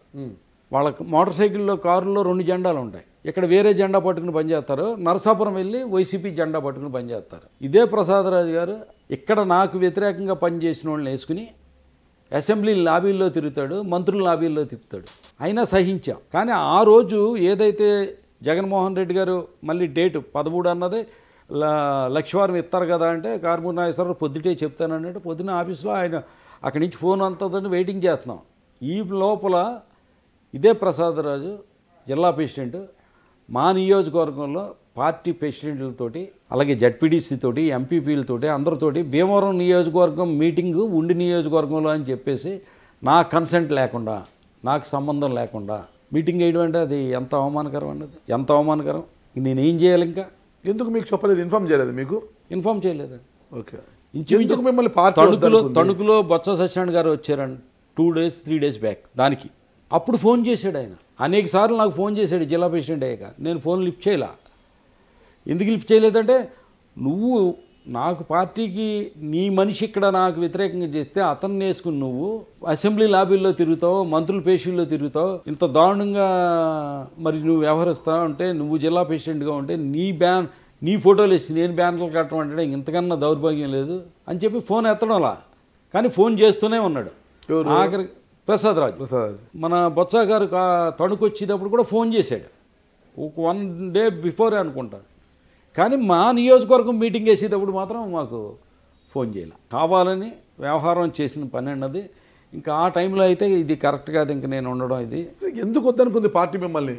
అంటే మిమ్మల్ని ఇబ్బంది పెట్టాల్సిన అవసరం ఏమొచ్చింది? పొమ్మన లేక పొగ పెట్టాల్సిన అవసరం ఏమొచ్చింది? సార్ చాలా ఉంటుంది సార్. అంటే ఒక ఇమేజ్ అవ్వచ్చు, నాకున్న ఇమేజ్ కావచ్చు, రేపొద్దున వాళ్ళ పదవులకి నేను అడ్డొస్తాను. పవన్ కళ్యాణ్ గారు గెలిచిన ఇమేజ్ తప్పితే ఏముంది మీకు? కాదు, అలా కాదు సార్.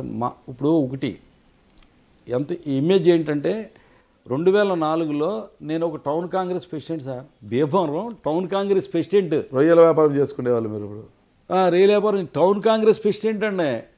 టౌన్ కాంగ్రెస్ ప్రెసిడెంట్కి ఆగేసి రాజశేఖర రెడ్డి గారు టికెట్ ఇవ్వడం అంటే మరి ఏమి ఇమేజ్ ఉన్నదో దాన్ని బట్టి ఆలోచించండి. రొయ్యల వ్యాపారం చేసేవాళ్ళ మీరు? రైలు వ్యాపారం చేసేవాడి. రైలు వ్యాపారమే కదండి, చేపల వ్యాపారం, రైలు వ్యాపారం. అంటే వ్యాపారమేనా, పని చేయడం కూడా వస్తుంది మీకు? లేదు సార్, చాలా కష్టపడి పైకి వచ్చిన వాళ్ళు. ఎందుకంటే ఇంచుమించుగా మా ఫాదర్ అయితే కనుక మాది వ్యవసాయ కుటుంబం. వ్యవసాయ కుటుంబంలో ఉండగా చిన్న ఐస్ ఫ్యాక్టరీ ఒకటి, అంటే ఐస్ ఫ్రూట్లు చిన్నపిల్లలు ఉండేది కదా, ఆ ఫ్యాక్టరీ ఒకటి కొన్నారు ఎప్పుడో నేను పుట్టినప్పుడు. దాంట్లో ఐస్ బ్లాక్లు, దాన్ని మార్చి ఐస్ బ్లాక్లు తయారు చేసి ఫ్యాక్టరీ కింద మార్చారు. మార్చిన తర్వాత ఐస్ బ్లాక్లు రొయ్యలు, చేపలు ఇవన్నీ కిళ్ళి కొట్లకి వీటికి అన్నింటికి ముక్కలు ఐస్ అమ్ముతూ ఉంటాం. దాంట్లో భాగంగా అక్కడికి వచ్చి చేపలు అవి ప్యాకింగ్ చేసుకునే వాళ్ళని బట్టి చూసి ఫాదర్ చేపల ఎక్స్పోర్ట్, కలకటా ఎక్స్పోర్ట్ అవి మొదలుపెట్టారు. ఆయన చాలా చాలా చాలా కష్టపడ్డారు. ఆయన చేపల ఎక్స్పోర్ట్ మొదలెట్టి చేపల ఎక్స్పోర్ట్లో నుంచి రొయ్యల్లోకి వచ్చి మేము చిన్నప్పుడు కష్టపడ్డాం. చేపలన్న ప్యాకింగ్, డబ్బాలలో ఇంగిలాయిల్ అని రొయ్యలు కొని రొయ్యలు వేసుకుని లేడీస్తో అందరితో కూర్చుని మేము హెడ్లెస్ చేసుకుని వాటిని వాష్ చేసుకుని, అలాగే దాన్ని కూలింగ్ పెట్టడానికి ఐస్ ఉంటే కనుక ఓకలో కప్పెట్టించేవాళ్ళం. ఆ ఓకలో నుంచి ఐస్ తీసుకొచ్చి కడిగి చెక్క తొట్లుండి తొట్టుల్లో ఐస్ వేసి దింసా కొట్టి ప్యాక్ చేసుకుని బుట్టలు గంపలు కుట్టి, గంపలు ఉన్నాయి, గంపల్లో ప్యాకింగ్ ఉండిందండి అప్పుడు. ఆ గంపలుగా చుట్టూ గోను కొట్టాలి. అన్ సీజన్లో ఆ గోను కొట్టడం, ఆ గోనుకి హ్యాండిల్స్ వేయడం, తర్వాత ప్యాక్ చేసిన తర్వాత మళ్ళీ ఆ గంపలు పట్టుకుని 3 హ్యాండిల్స్ ఉంటాయి, 3 కలిపి ఎక్కించి ట్రాక్టర్ లోడ్ చేయడం, ఈ రేయిలో ఒలిచినవి అన్నీ కూడా గంపల్లోకి ఎత్తడం. బాగా కష్టపడ్డారు. కష్టపడిన సొమ్ముతైనా నెల్లూరు జిల్లా గూడూరు దగ్గర కావచ్చు, ప్రకాశం జిల్లా సింగరాయకొండ దగ్గర కావచ్చు. తమ్ముడు 9th చదువుతున్నప్పుడు వెళ్ళిపోయాడు మద్రాస్. చదువు పానిపించి ఈ ఫ్రాన్స్ అన్నీ కూడా మద్రాసులో ఉన్నవాడికి వేసేవాళ్ళం. వేస్తే వాళ్ళ సంవత్సరం అయ్యేసరికి డబ్బులు ఎగ్గొట్టేస్తూ ఉండేవారు, ఇక్కడ బకాయిలు పడిపోతూ ఉండేవాళ్ళు. అప్పుడు మా తమ్ముడిని 9th చదువుతున్న వాడిని మద్రాసు పంపించేశారు. అక్కడ మీరు ఎంతవరకు చదువుకున్నారు? నేను ఇంటర్ కంప్లీట్ చేశాక మాకు దగ్గర ఇంటర్లో మా దగ్గర పనిచేసి వాళ్ళందరూ ఒకేసారి స్ట్రైక్ చేసి మానేసి వేరే కంపెనీ పెట్టుకున్నారు. అప్పుడు నేను మా కజిన్ బ్రదర్ ఒకడు, ఇద్దరం కూడా 3 వాడిని కాలేజీలు మానేసి వ్యాపారంలోకి వచ్చి ఇంటర్ పాస్ అయ్యి నాన్నగారికి సపోర్ట్గా వచ్చాను. నాన్నగారు చాలా ఫెర్సిబుల్ గుడ్స్ కదండి, ఆయన ఒక్క ఆయన అయిపోయాడు. ఒక్క ఆయన అయిపోయేసరికి మా తాతయ్య గారు సపోర్ట్ ఉండేది, పెద్ద ఆయన ముసలాయన ఆయన. ఇంకా ఆయన సపోర్ట్గా మేము కాలేజీ అవన్నీ మానేసి ఇక్కడికి వచ్చాను. చెరువు నాన్నగారిని ఫాలో అయ్యారు, టౌన్ ప్రెసిడెంట్ అయ్యారు కాంగ్రెస్ పార్టీకి, మళ్ళీ ఎమ్మెల్యే అయ్యారు. 2009 టికెట్ రాలేదు, 14 ఓడిపోయారు, 19లో గెలిచారు. పవన్ కళ్యాణ్ పైన గెలిపి ఒక ప్రపంచాన్ని సృష్టించారు. ఇప్పుడేమో పార్టీకి దూరం అయిపోయారు. అదే సార్, పార్టీలో జగన్మోహన్ రెడ్డి గారికి చెప్పారు ఆ రోజు నేను పార్టీకి రిజైన్ చేస్తున్నాను అనేసి? చెప్పలేదండి ఆయన.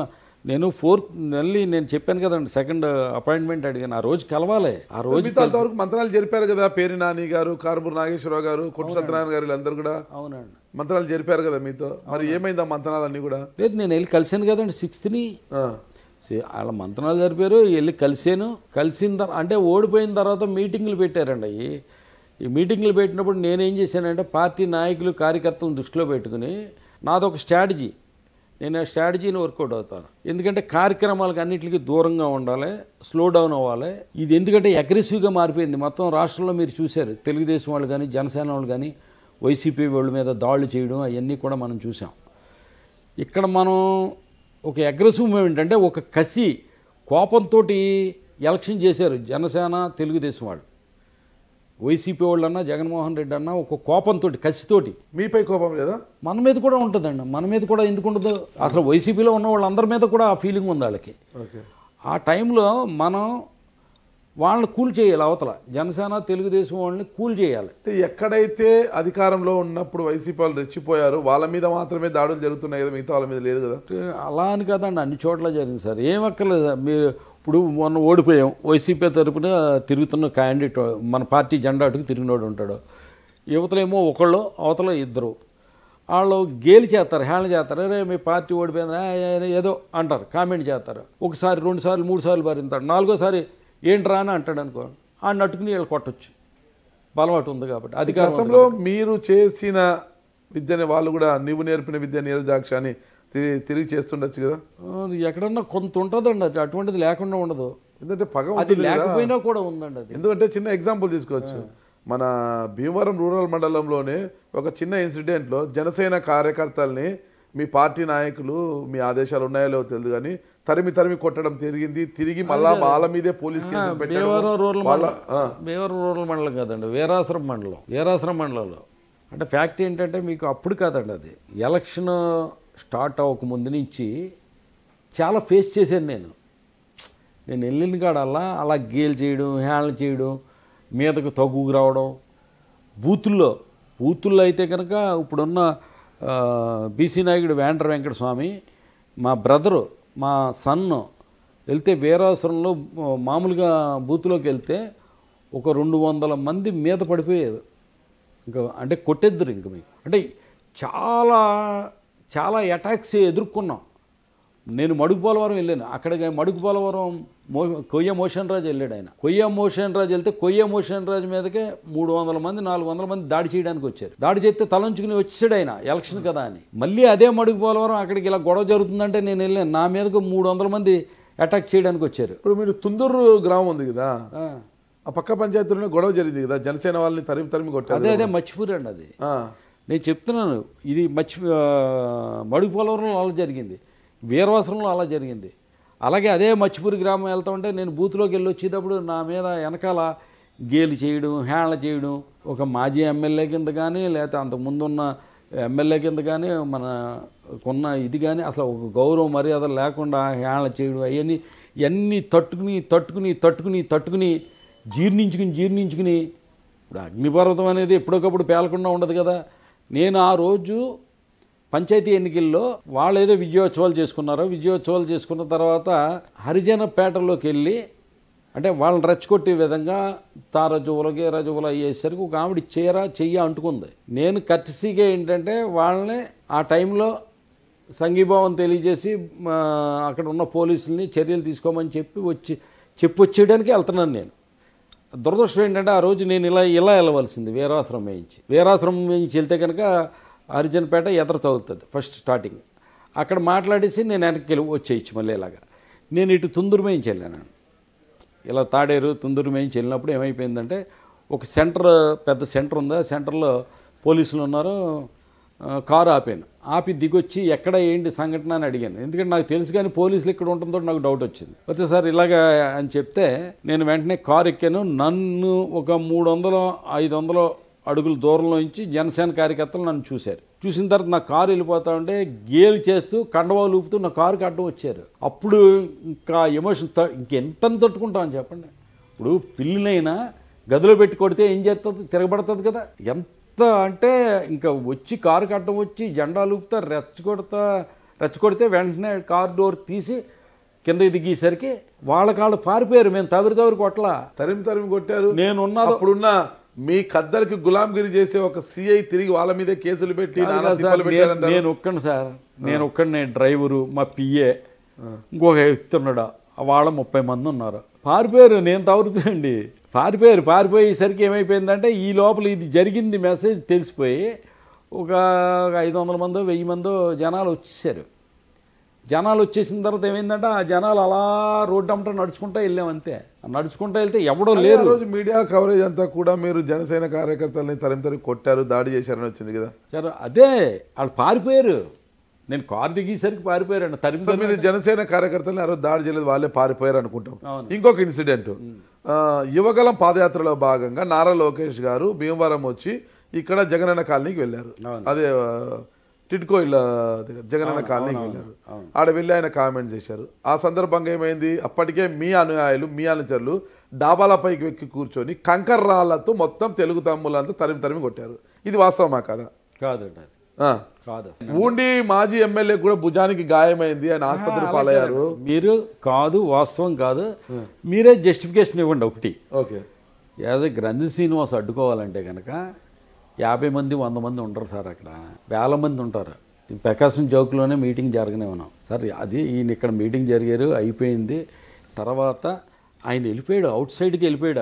అక్కడ ఏంటంటే మీకు నాకు తెలుసుండి ఒక ఆ ఇందిరమ్మ కాలనీకి సంబంధించిన జనమును ఆ ఏరియా అంతా కూడా కొద్ది వైఎస్ఆర్సీపీ పట్టున్న ప్రాంతం. అక్కడ ఒక 30 మందో మరి 50 మందో మరి నాకు చెప్పలేను కానీ ఒక 100 మంది ఉన్నారు. వీళ్ళు నేను ఎంక్వైరీ చేసుకుంటాను కదా ఏం జరిగింది ఏంటనేది. వాళ్ళు అంటే అనకూడదు ఇప్పుడు కామెంట్ చేయడం కదా, అంటే ఆయన్ని కామెంట్ చేసేవారు కదా లోకేష్ గారిని. దాని గురించి ఏంటంటే వీళ్ళు ఏదో కందిపప్పు తీసుకుని జిమ్మారండి. జిమ్మేసిన వాళ్ళు ఇంతకీ ఏంటంటే తర్వాత లోకేష్ యోగాళానికి సంబంధించిన వాళ్ళు వ్యానుల్లోంచి కర్రలు తీయడం, రాళ్ళు మూటలు తీయడం, ఇవన్నీ కూడా విజువల్స్ ఉన్నాయి.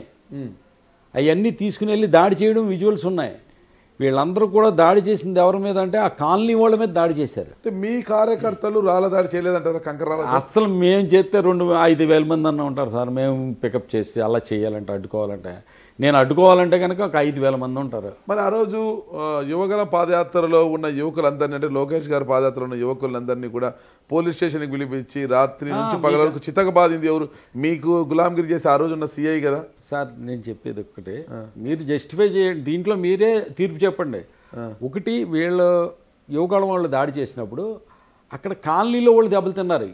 ఆ ఉన్న 50 మందో 30 మందో జంప్ అయిపోయారు. వీళ్ళు ఎవరన్నా తెలియదు కానీ వైసీపీకి సంబంధించి జగన్మోహన్ రెడ్డి అభిమానులు జంప్ అయిపోయారు. ఇక్కడ వాళ్ళ జగన్మోహన్ రెడ్డి అభిమానుల మీ అభిమానులు ఉండేది ఇక్కడ ఎక్కువ చెప్పాలంటే మనకి తెలియదు. ఆ ఏరియా ఎస్సీ కమ్యూనిటీ ఎక్కువ అండి. ఎస్సీ కమ్యూనిటీ ఉండడంలో ఇప్పుడు నేను పార్టీ మారినా కూడా నాకు కూడా రారాళ్ళు. దాన్ని బట్టి మనం జగన్మోహన్ రెడ్డి గారి అభిమానులని చెప్పుకోవచ్చు. ఓకే, వాళ్ళు ఏం చేశారంటే ఒక పవన్ కళ్యాణ్ గారు వచ్చినప్పుడు కూడా జెండాలు అయ్యి ఊపి అది చేశారు. పవన్ కళ్యాణ్ గారు కామ్గా వెళ్ళిపోయాడు. సేమ్ అదే సంఘటన ఈయన ఇలా వెళ్ళేటప్పుడు జరిగింది. వాళ్ళు జంప్ అయిపోయారు. యువకాలం వాళ్ళు కాలనీలోకి ప్రవేశించి కాలనీలో వాళ్ళ మీద రాళ్ళు కొడతాం కానీ కర్రలతో కొడతాం కానీ చేశారు. అప్పుడు ఏమైపోయిందంటే వాళ్ళకి చాలా దెబ్బలు తగిలినాయి. ఒక పోలీస్ కానిస్టేబుల్ కూడా దెబ్బ తగిలింది. గవర్నమెంట్ హాస్పిటల్లో ట్రీట్మెంట్ కోసం వెళ్ళారు. అప్పుడు గవర్నమెంట్ హాస్పిటల్లో ట్రీట్మెంట్ చేయాలంటే మెడికల్ లీగల్ కేసు కింద కంప్లైంట్ ఇచ్చిన తర్వాత ట్రీట్మెంట్ చేస్తారు కదండి. అవునా కాదా? ఇది చట్ట ప్రకారం జరిగేదనా? అలాగ జరిగిన తర్వాత దాని ప్రకారం కేసు పెట్టడం జరిగింది. అది దాంట్లో నా ఇన్ఫ్లుయెన్స్ కానీ ఇంకోటి కానీ లేదు.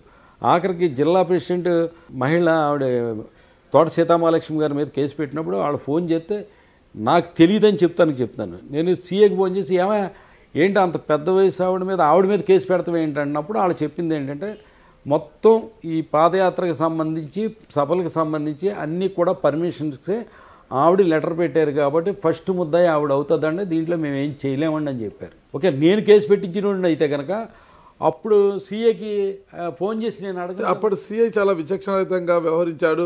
వాళ్ళంతా ఎవరైతే గాయపడి వాళ్ళ పరామర్శించడానికి దేవినేని ఉమామహేశ్వరరావు ఇక్కడికి వచ్చినప్పుడు కూడా ఆయన పట్ల కూడా ఆయన సీఐ ఈ కాలు నాదే అన్నట్టుగా వ్యవహరించాడు. కాలు మీద కాలు వేసుకొని చాలా వ్యవహారం చేశాడు. అందుకే ఆ రోజు లోకేష్ గారు ఆయన పేరు కూడా రెడ్ బుక్ లో రాసుకున్నాడు అంటారు. ఇక్కడ విషయాన్ని మీకు కావచ్చు, ఆ సీఐ పేరు రెడ్ బుక్ లో రాసుకున్నారు లోకేష్ గారు అంటారు అనమాట. నాకైతే ఆ విషయాలు తెలియగానే, ఎందుకంటే నేను అంత పెద్ద పట్టించుకోలేదు. అది అయిపోయింది, వెళ్ళిపోయారు. నేను సీరియస్గా తీసుకున్నది కూడా ఈ వ్యవహారాలన్నింటిలోనే పార్టీ కూడా కాస్త ఇబ్బంది పడే పరిస్థితి వచ్చింది. ఎందుకు చూడ్డానికి గ్రంథిసీన మంచి వ్యక్తిలాగా ఉండేది 3 అడుగులున్నా కూడా ఇట్లా రౌడీజం ఇదంతా ఏంటి అన్నా గ్రంథిసీన అనేది కూడా కొంత ఫీల్ అయింది. సార్ నేను చెయ్యాలంటే నేను డైరెక్ట్ ఉంటాను సార్. ఎప్పుడు కూడా నేను నిజంగా లోకేష్ గారి సభ ఆపాలంటే 5-6 వేల మంది ఉంటారు అక్కడ. 5-6 వేల మంది ఇంక పైనే ఉంటారు. ఇంత బలవంతుని 2024 ఎన్నికలు ఎలా ఓడించారు? ఓడించి ప్రజలండి. ఇందిరాగాంధీ గారు చరిత్ర తెలియదా మీకు? తెలుసులేండి. అంబేద్కర్ గారు ఓడిపోలేదా? ఏమన్నా ఎన్టీ రామారావు ఓడిపోలేదా? అందులో నేనంత పవన్ కళ్యాణ్ గారు ఓడిపోలేదా? ఎన్టీ రామారావు ఓడిపోయారు. చంద్రబాబు నాయుడు గారు ఓడిపోలేదండి. లోకేష్ గారు ఓడిపోలేదు. చంద్రబాబు నాయుడు కూడా ఒకసారి ఓడిపోయారండి. ఆయన ఒకసారి ఓడిపోయాడు. చంద్రగిరి నుంచి ఒకసారి ఓడిపోయి తర్వాత కుప్పం వెళ్ళారు. కుప్పం నుంచి ఇంతవరకు ఓటమి ఎరగలేదు ఆయన. మరి చూడండి, ఓటమికి దీనికి క్యారెక్టర్కి సంబంధం లేదు. అంతేనంటారా? అంటే కొన్ని విమర్శలు కూడా వచ్చాయి కదా. మీరు ఎమ్మెల్యేగా ఉన్నాడు, మెంటేవారి తోట బైపాస్ రోడ్లో మీరు ఒక వెంచర్ వేశారు, ఒక 30 ఎకరాల వెంచర్ వేశారు. ఆ వెంచర్లో ఎలాంటి అనుమతులు లేవు, ఏమీ లేవు, అసలు నామ్సే పాటించకుండా వెంచర్ వేశారు.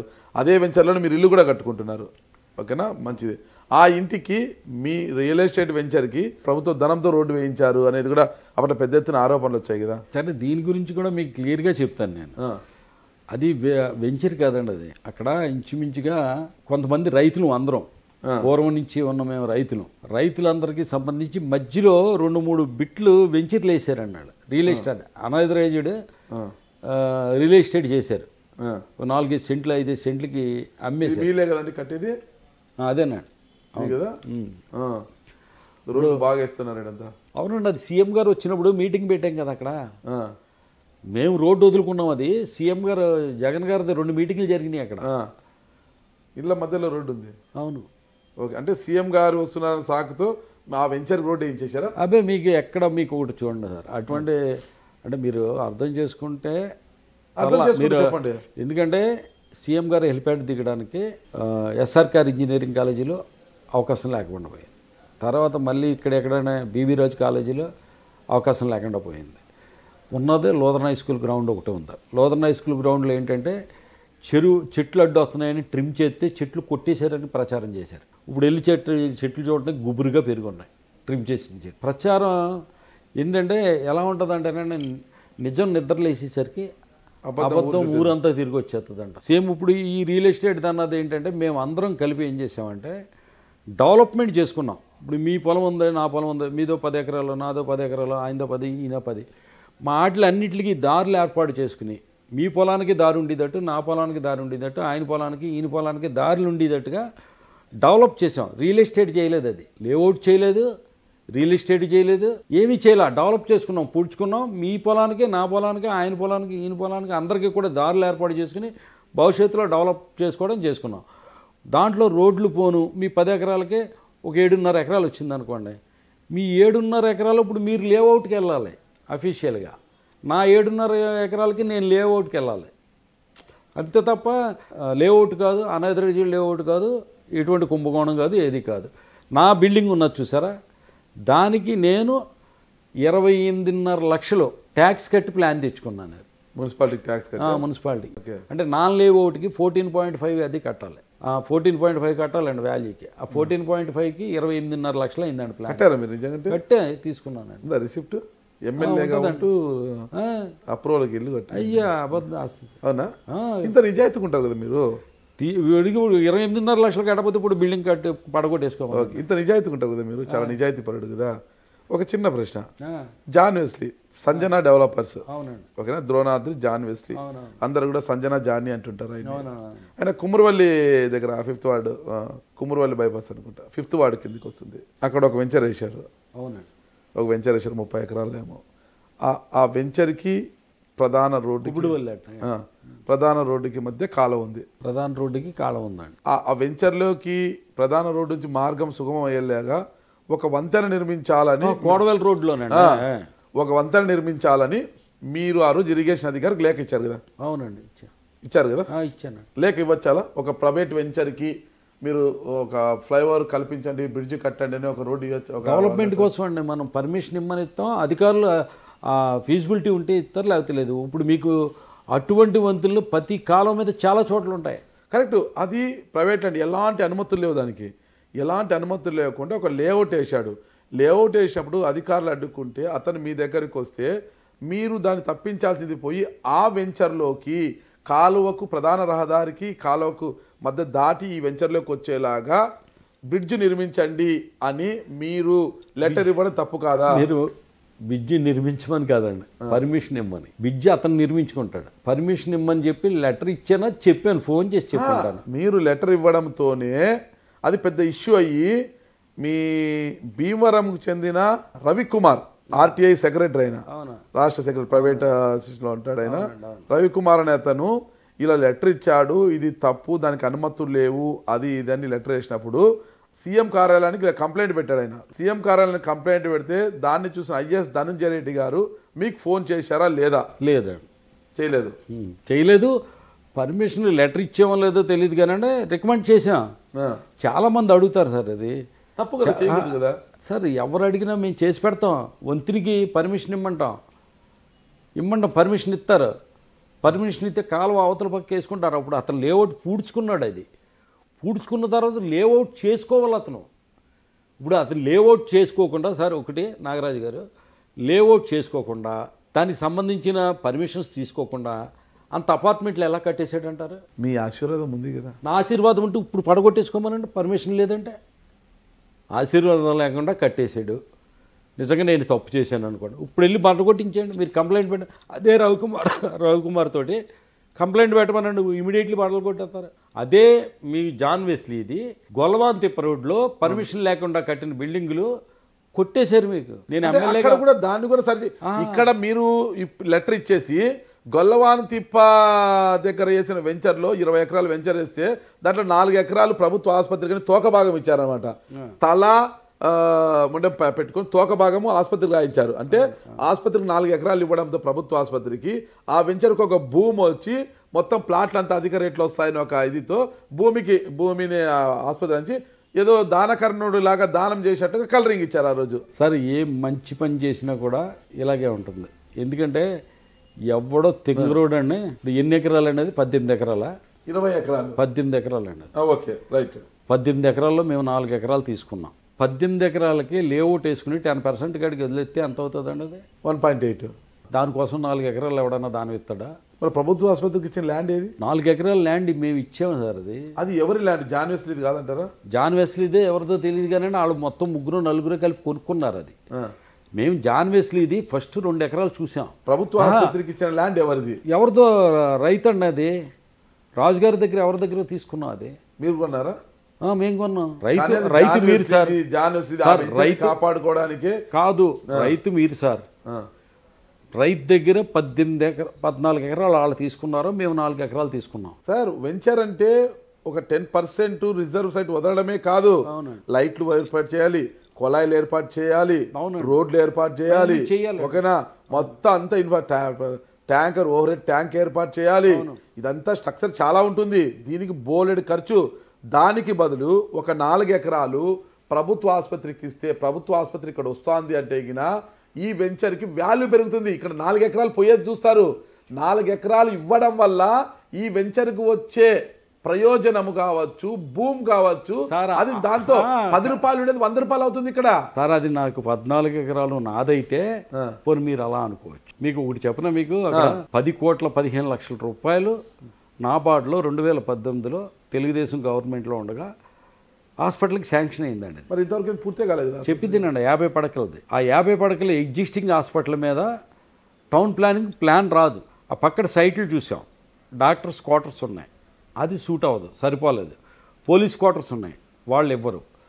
అప్పుడు ఈ 10,15,00,000 వెనక్కి వెళ్ళిపోయే పరిస్థితి వచ్చింది. తిరిగి వెనక్కి వెళ్ళిపోయే పరిస్థితిలో వీడు ఎమ్మెల్యే చేతగానే అదవా 10 కోట్లు 15 లక్షలు కూడా నిధుల్ని వెనకపోయేటట్టు చేశాడో అంటారన్న దాని గురించి ఆ మాట అనిపించుకోకూడదని ఆళ్ళనానితో మాట్లాడినప్పుడు 2 ఎకరాలు ఇమ్మని అడిగారు ఫస్ట్. ఇదే జాన్ వెస్లీ దాంట్లో 2 ఎకరాలు చూసాం మేము. చూసిన తర్వాత నేను అడిగింది ఏంటంటే ఏరియా హాస్పిటల్ అడిగాను. Area hospital 100 bedded area hospital కావాలి. ఇప్పుడు ఎగ్జిస్టింగ్ ఏదన్నది హాస్పిటల్ దాన్ని మదర్ అండ్ చైల్డ్ హాస్పిటల్గా మారుద్దాం. ఇది ఊర్లో ప్రసవాలకు సంబంధించి పిల్లలకు సంబంధించి అన్నింటికి అందుబాటులో ఉంటుందని చెప్పి మేము ప్లాన్ చేసుకున్నాం. అప్పుడు ఆయన ఏమన్నాడంటే 4 ఎకరాలు కావాలన్నాడు. 4 ఎకరాలు కావాలంటే అంతకుముందు జాన్ వెస్లీ దగ్గరే 2 ఎకరాలు చూసిన దానికి ఆ ప్రహరీకి అవుట్ సైడ్ ఇంకో 2 ఎకరాలు ఇంకొకరిని కేకేసి అడిగాం. అదేమవుతుందంటే మీకు గోడ ఇలా వచ్చేస్తే గోడ అవతల 2 ఎకరాలు, గోడ యువతల 2 ఎకరాలు. సరే అయినా సరే అని చెప్పి వెళ్తే వాళ్ళు చాలా ఎక్కువ రేటు చెప్పారు. చాలా ఎక్కువ రేటు చెప్పి ఇది జరుగుతూ ఉండగా ఈ 18 ఎకర్స్ది జరిగిందండి డీల్. దాంట్లో అప్పుడు ఆ రైతుని అడిగి 4 ఎకరాలు మేము తీసుకున్నాం. మిగతా 14 ఎకరాలకి మాకు ఎటువంటి సంబంధం కూడా లేదు. ఎందుకు సంబంధం లేదు? దాంట్లో మీ వియంకుడు గన్నాపత్రులు శ్రీనివాస్ గారు ఉన్నారు పార్ట్నర్గా. లేదు గొలవాంతిప వెంచర్లో అంటే జాన్ వెస్లీతో పాటు మీ వియంకుడు లేరంటారా? లేదండి, దాంట్లో ఆ 18 ఎకరాల్లో లేదు. ఆ 18 ఎకరాల్లో ఏమన్నా ఉంటే పోనీ చెప్పండి, మేము వెళ్ళి రాళ్ళు అయి పాతుక్కుంటాం.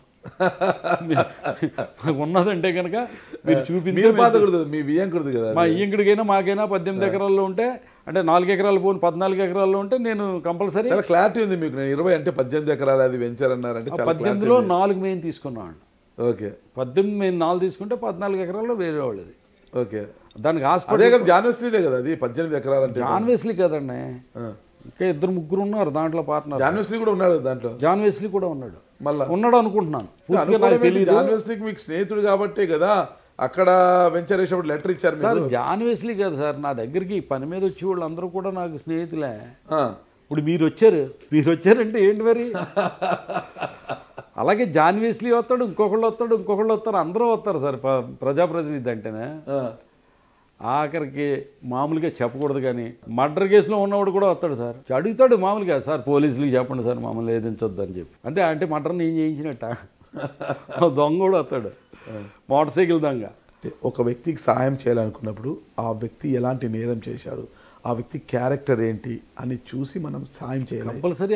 మర్డర్ చేసినప్పుడు సార్ నేను హత్య చేసి వచ్చాను, నాకు కొద్దిగా థ్రెట్ ప్రాబ్లం ఉంది, పోలీసు వాళ్ళకి చెప్పాలంటే చెప్పకూడదు. అరే నేను తప్పు చేశావు, శిక్ష అనుభవించాలి. వస్తారు వాళ్ళకి వచ్చి మీరు రికమెండేషన్ చేసే తప్పు. మీకు అపాయింట్మెంట్కే రారు, రికమెండేషన్ చేయడమే తప్పు. అపాయింట్మెంటే ఇవ్వం.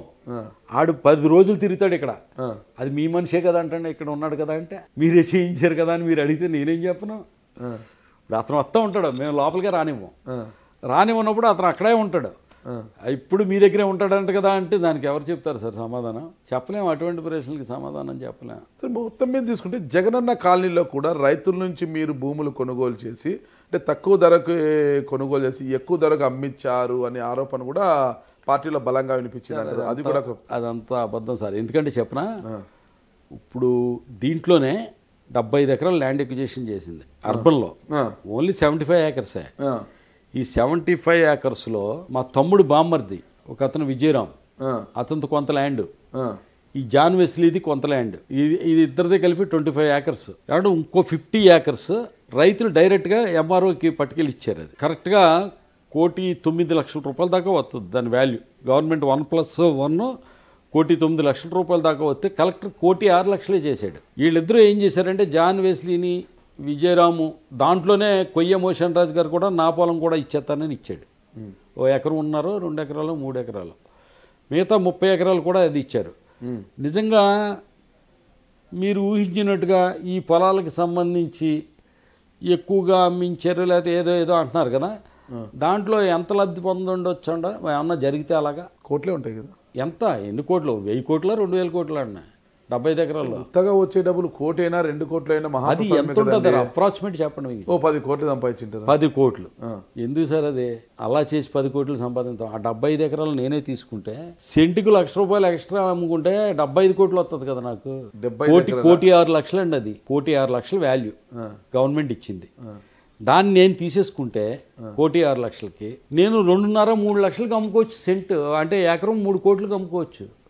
ఎకరం 3 కోట్లకు అమ్ముకుంటే ఎంత మిగులుతుందంటే పూడికి అయ్యి పోని 1,50,00,000 వేసుకోండి. 75 కోట్లు అంటే 100 కోట్లు మిగులుతుంది నాకు. అదేంటి 10 కోట్లకి 20 కోట్లకి కక్కుర్తి పడుతుంది? 100 కోట్లు వదిలేసి మళ్ళీ ఎందుకు సరే ఇలాంటి వదిలేయండి, ఆరోపణలు ఇంకా వదిలేండి. అంత ఎక్కువ రేటు వచ్చేస్తే మనకి భీమవరానికి సంబంధించి ఇంచుమించు 200 ఎకరం కావాలి టౌన్కి, కానీ 75 ఎకరాలు ఎందుకు ఇచ్చారు అక్కడ? ల్యాండ్ స్కేర్సిటీ ఉంటుంది కదా, ల్యాండ్ దొరకాలి. ఎందుకు ఇవ్వలేదు మిగతా రైతులు?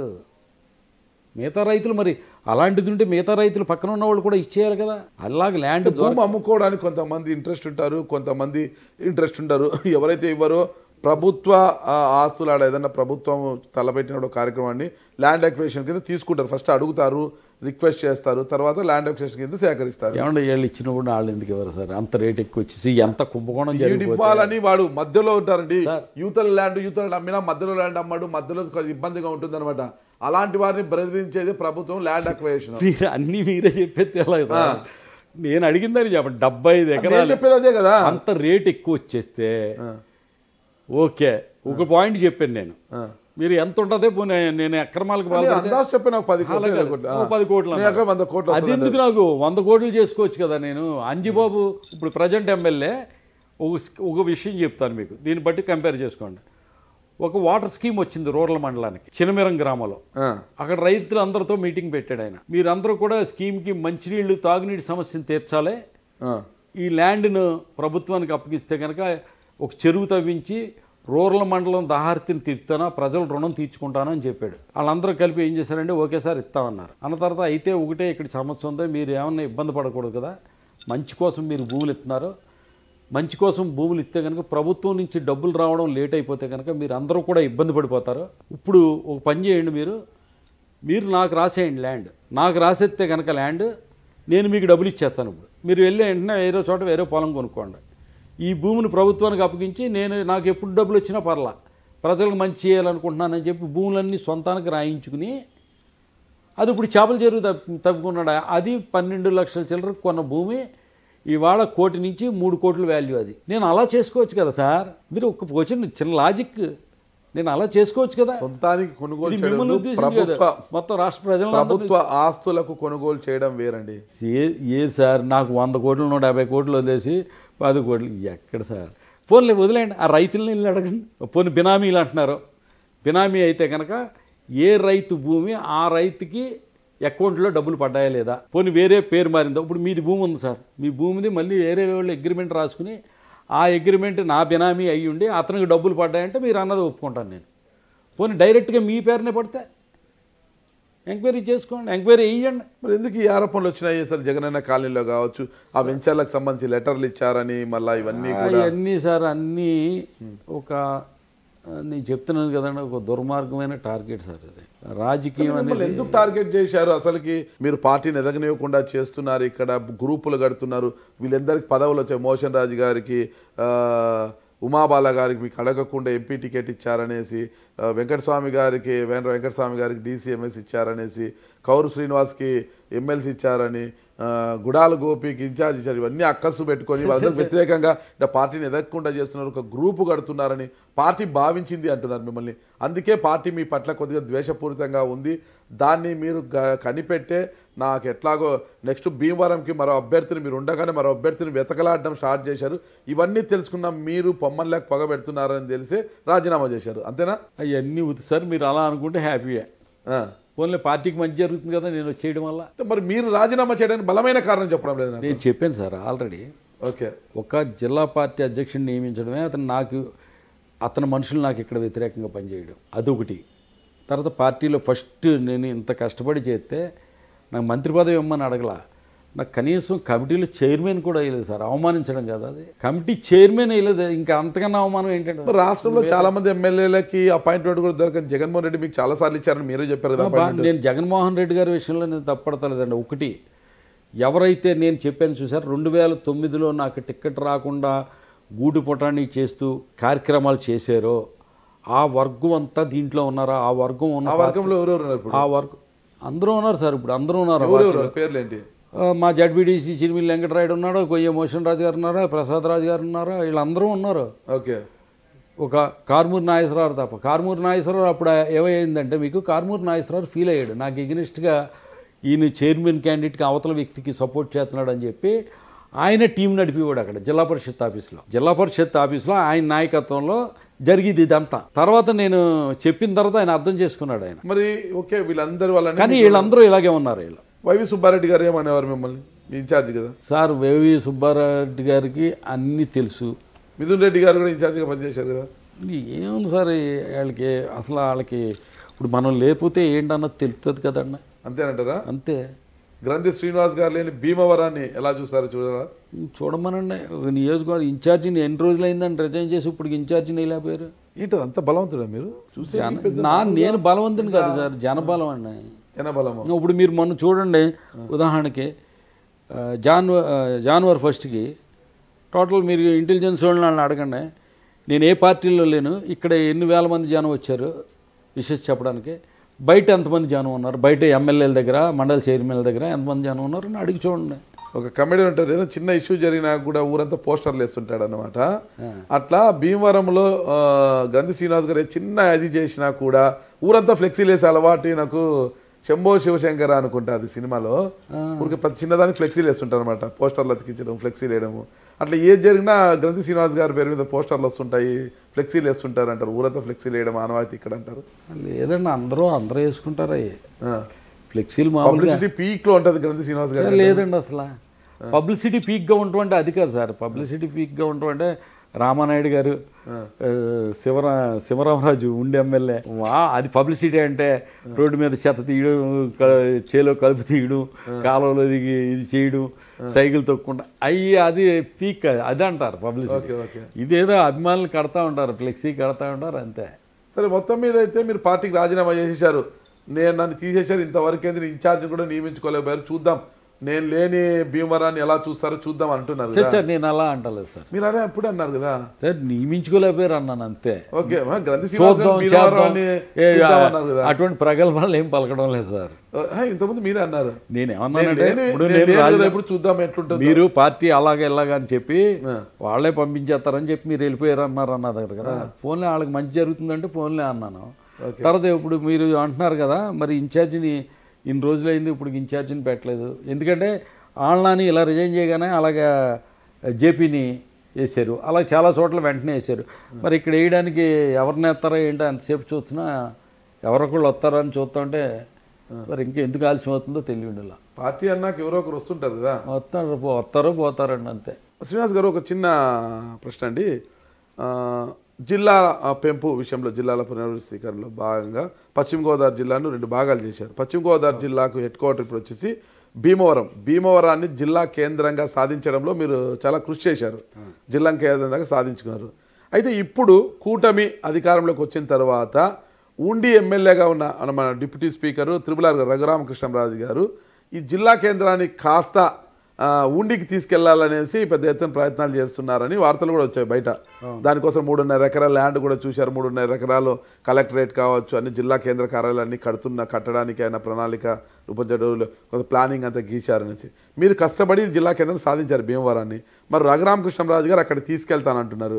మరి మీ పరిస్థితి ఏంటి, ఏం చెప్తారు మీరు? ఏం లేదు సార్, ఇప్పుడు ఏదైతే సిట్టింగ్ భీమవరం ఎమ్మెల్యే ఉన్నాడో అంజిబాబు గారు, ఈయన గతంలో నేను కాలేజీకి ఒక జూనియర్ కాలేజీ ఉండేది, ఆ జూనియర్ కాలేజీ ప్రైవేట్ ల్యాండ్లో ఉంటే వాళ్ళ కోర్టుకు వెళ్ళి కాలేజీ ఖాళీ చేసే పరిస్థితి వస్తే ఆ కాలేజీ బయట నియోజకవర్గానికి తీసుకెళ్ళిపోతున్నప్పుడు ఫస్ట్ టైం ఎమ్మెల్యే అయినప్పుడు కాలేజీని నిలబెట్టుకోలేకపోయాడు, చేతగానాడు అంటారని చెప్పేసి మేము ఓ 35 సెంట్స్ కాలేజీకి ఇచ్చి కాలేజీని నిలబెట్టి దానికి 100% శాంక్షన్స్ చేసాం. గవర్నమెంట్లో అన్నీ కూడా అయిపోయింది.